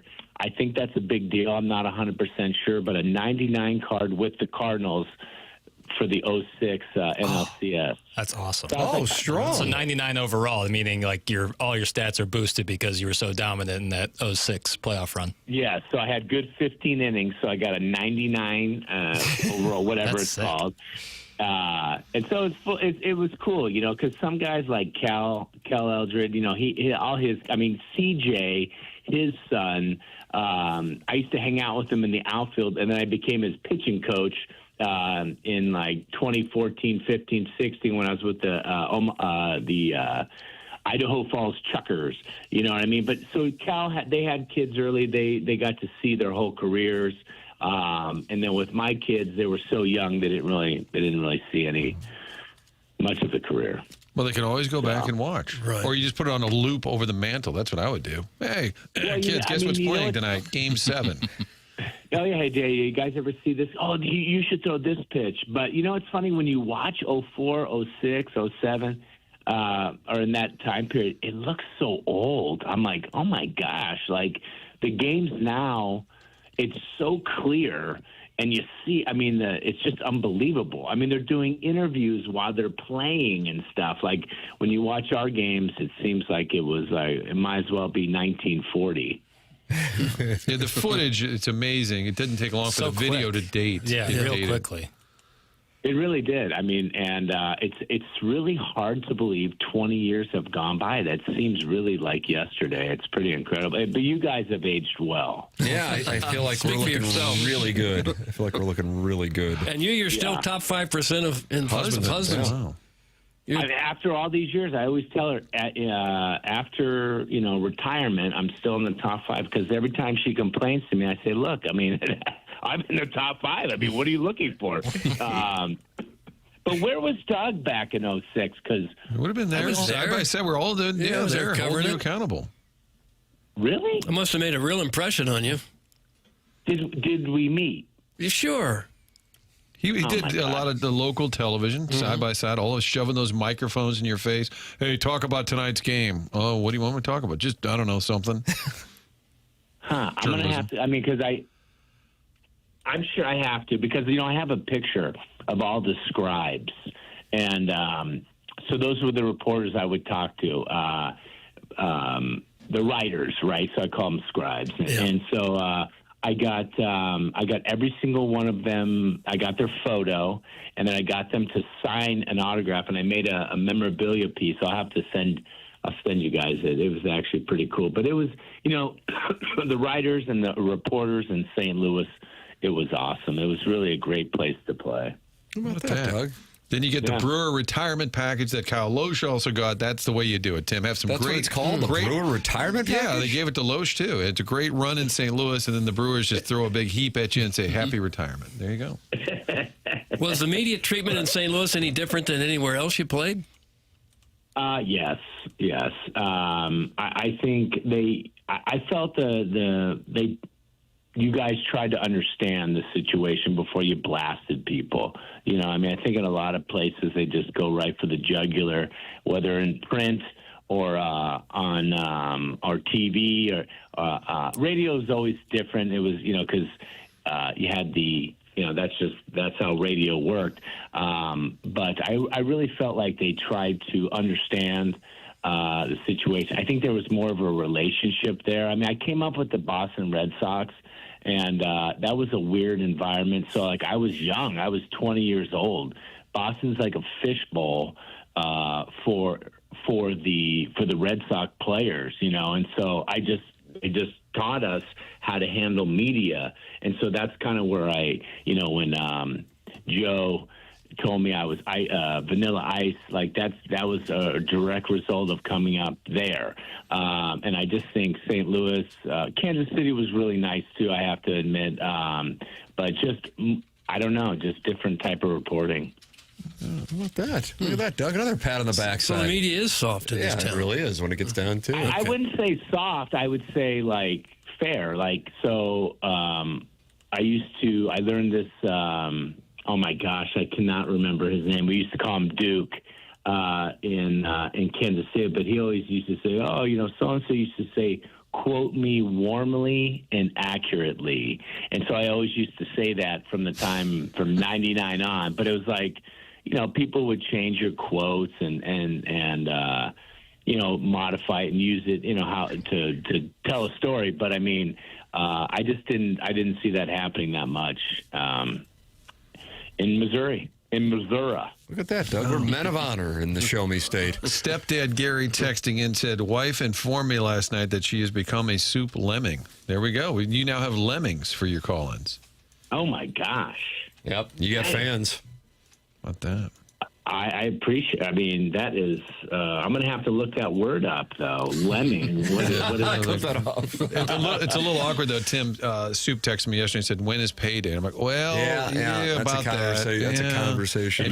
Maybe needs it'll to take place a gift card. You like gift cards? Maybe the Soup's grill expired. Jeff Suppan with his traditional now, Doug, 10 o'clock call-in to the program live from Southern California, and his call-ins have led to the Cardinals winning 6 of 7 games since he started calling into the program, and I don't think it is a coincidence. Cardinals are playing in 45 minutes. Maybe you can put that game on the old transistor radio while you're working on the garden. They got an early one in Miami. Why? Well, it's a getaway game, and therefore most of the star players get the day off. So it's a little getaway game, and they'll air quote, try and win that game. Yeah. So they're playing at what time are they playing? 12, well, it'll be noon Miami 45? time. 12:15 in Miami, 11:15 here. Oh my gosh! I have to tell you, when that was the National League was the only league, like American League didn't do that. But I mean, St. Louis, we would play those early games, and I'm like, oh my gosh, it was so tough. I mean, I think we played 12. I mean, what time did we play? 12? There would be some 12:15, 12:35. Doug, you call them businessman specials? Yeah, businessman special. And I'm like, why? Well, they always said players didn't want to go to Chicago. They love Chicago, but they didn't want to do the day game all the time at Wrigley. I know it was, but if you're on that schedule, it's like when you come out of spring training and you have a spring training schedule where you're waking up early. It's great, that beginning part of the season, the earlier games.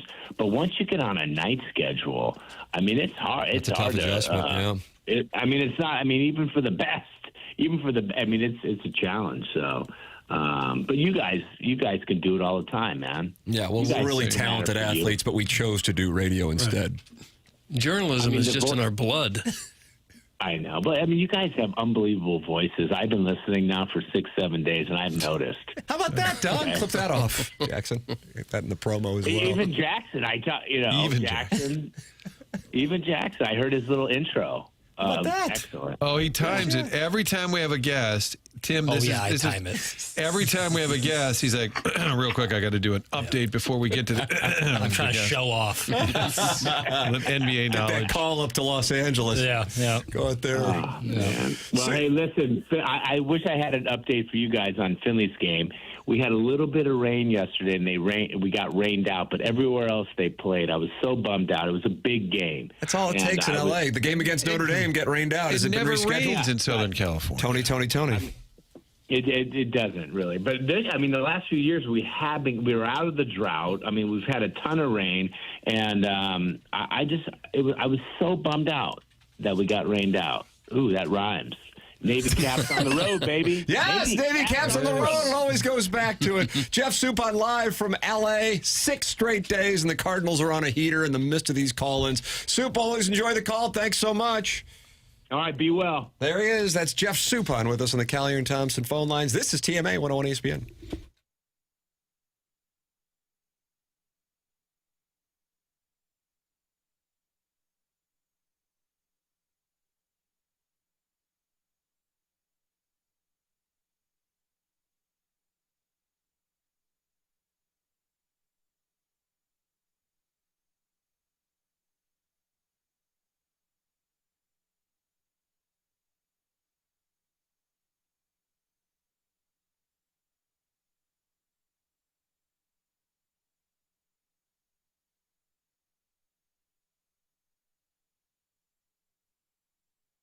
This show is brought to you in part by FanDuel. Right now, new FanDuel customers can bet $5 and get $400 in bonus bets if your first bet wins. From player props on your favorite stars to all the tools you need to back them up. It's everything you need all in one app. So don't miss your shot. Head to FanDuel.com/local to get started. Doug, you have a play, and what play would that be? Well, I'm going to go down to Miami, Tim. Yeah. The over-under on the Cardinal game is 8. And I think normally for a getaway day, that might be about right. But because of the pitching matchup here, Leahy against Jason Junk, I think the teams will score more than 8 runs. Go over Going on the over. Cardinal-Marlin game. On the getaway Over. day. There it is. Doug Vaughn's play is in. Head to FanDuel.com/local to get started. FanDuel, official partner of the NBA. Must be 21 or older and present. Missouri gambling problem. Call 1-800-GAMBLER. First online real money wager only. $5 first deposit required. Bonus issued is now withdrawable bonus bets that expire 7 days after receipt. Restrictions apply. See terms at sportsbook.fanduel.com.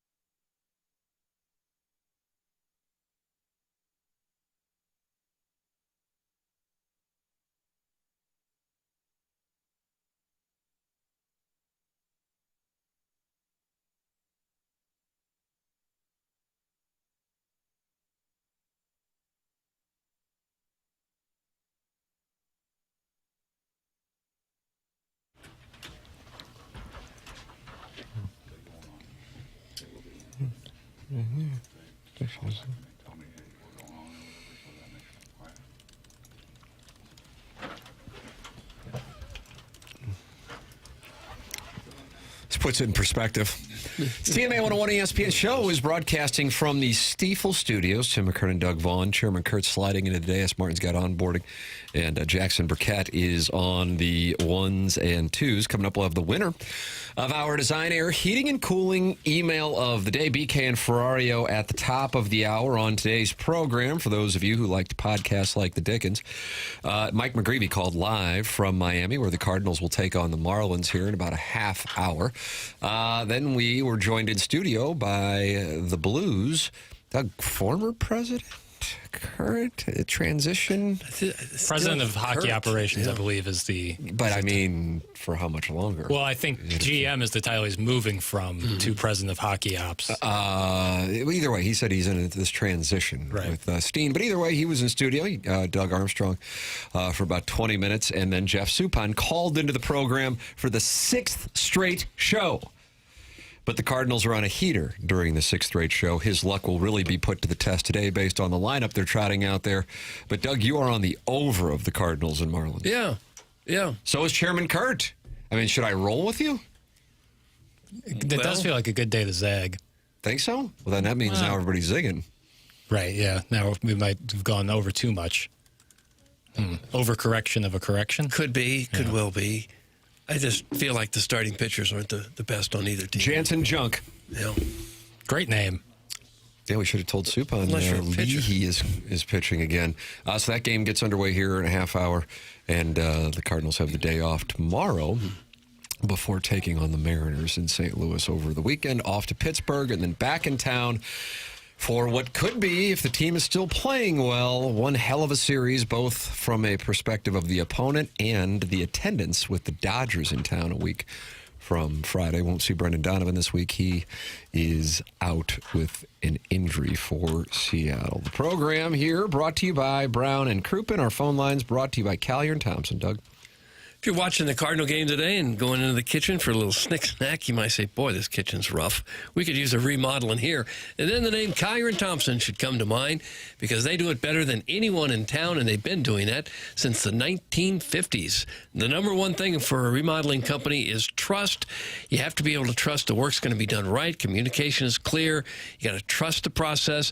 Not so easy in the remodeling industry for that. Homeowners have many frustrations with communication and timelines, and sometimes workers just showing up. You can avoid all those frustrations when you work with Collier & Thompson. They are the pros when it comes to the remodeling industry. They can redo your kitchen, your bathroom, basement, wine room, any area of your house that needs work. Collier & Thompson has people very experienced in those jobs, and they'll do it better than anyone in town. I'm telling you, they will. Go to their website, collierandthompson.com. Take a look at some of the before and after pictures. See the beautiful work that they have done on thousands of homes around the St. Louis area. Very deep showroom, more than 10,000 square feet, more than 20 kitchen displays. You can linger around, take a look, get some ideas what you can do with your home, and help them make your house look like a showplace. Collier & Thompson is on Manchester Road in Manchester, next to Uncle Bill's Pancake House. Come home to quality online at collierandthompson.com. This is TMA 101 ESPN.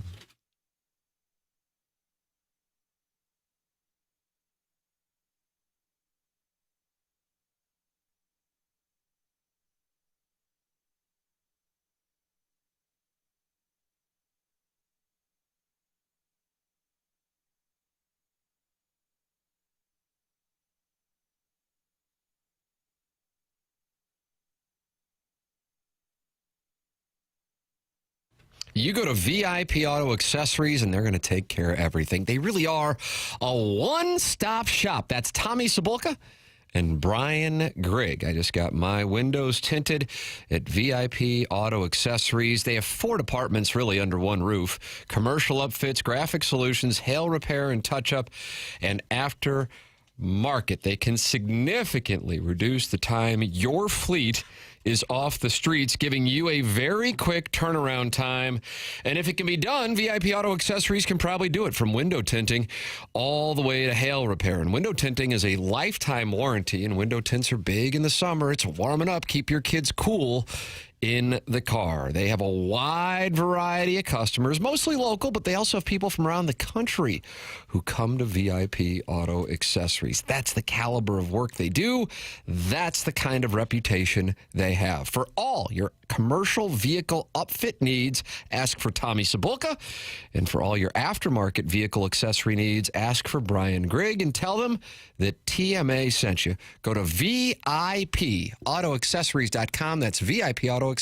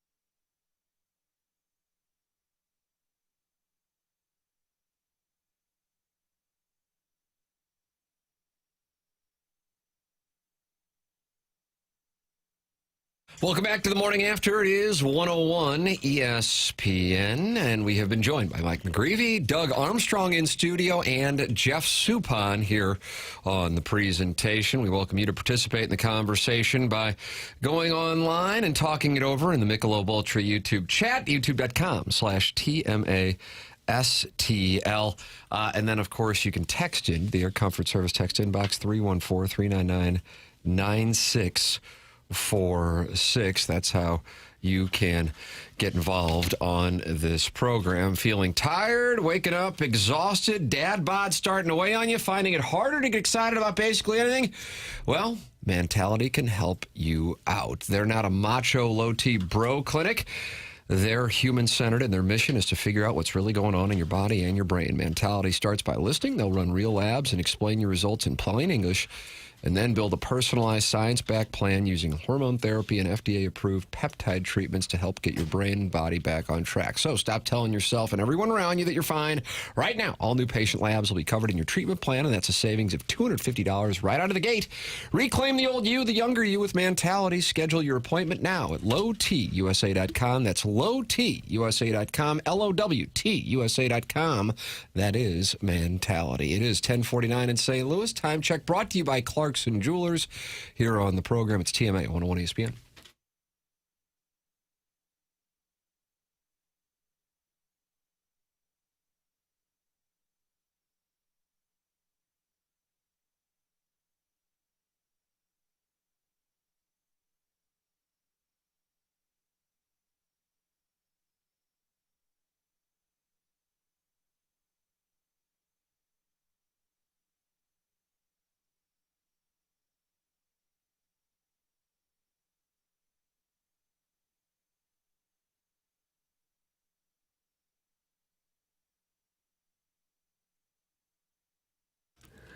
For 136 years, Stifel has been a trusted name in finance, headquartered right here in downtown St. Louis since 1890. What does Stifel do?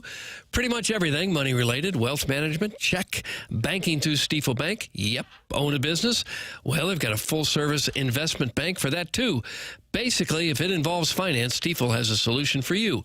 With 12 offices across the St. Louis region and more than 400 nationwide, Stifel combines local experience with national reach. Unlike many firms, Stifel isn't bank-owned. They own their own bank, and that independence allows them to focus on one thing, doing what's best for their clients. It's a philosophy that has made Stifel one of the fastest-growing wealth management firms in the world. Their tagline says it all, where success meets success. That's why partnering with TMA just makes sense. Stifel and TMA, where success meets success. Stifel Nicholas and Company Incorporated, member SIPC and NYSE.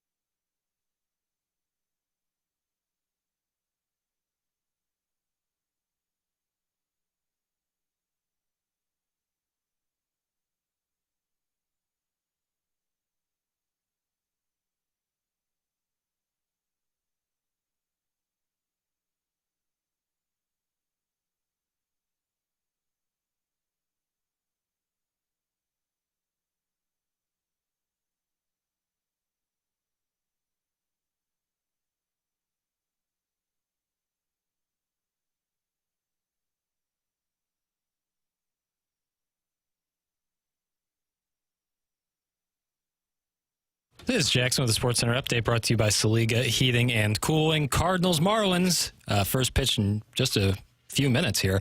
Kyle Leahy on the mound for the Redbirds, 11-10 first pitch. That was another Sports Center update brought to you by Saliga Heating and Cooling, a Daikin heating and air conditioning dealer.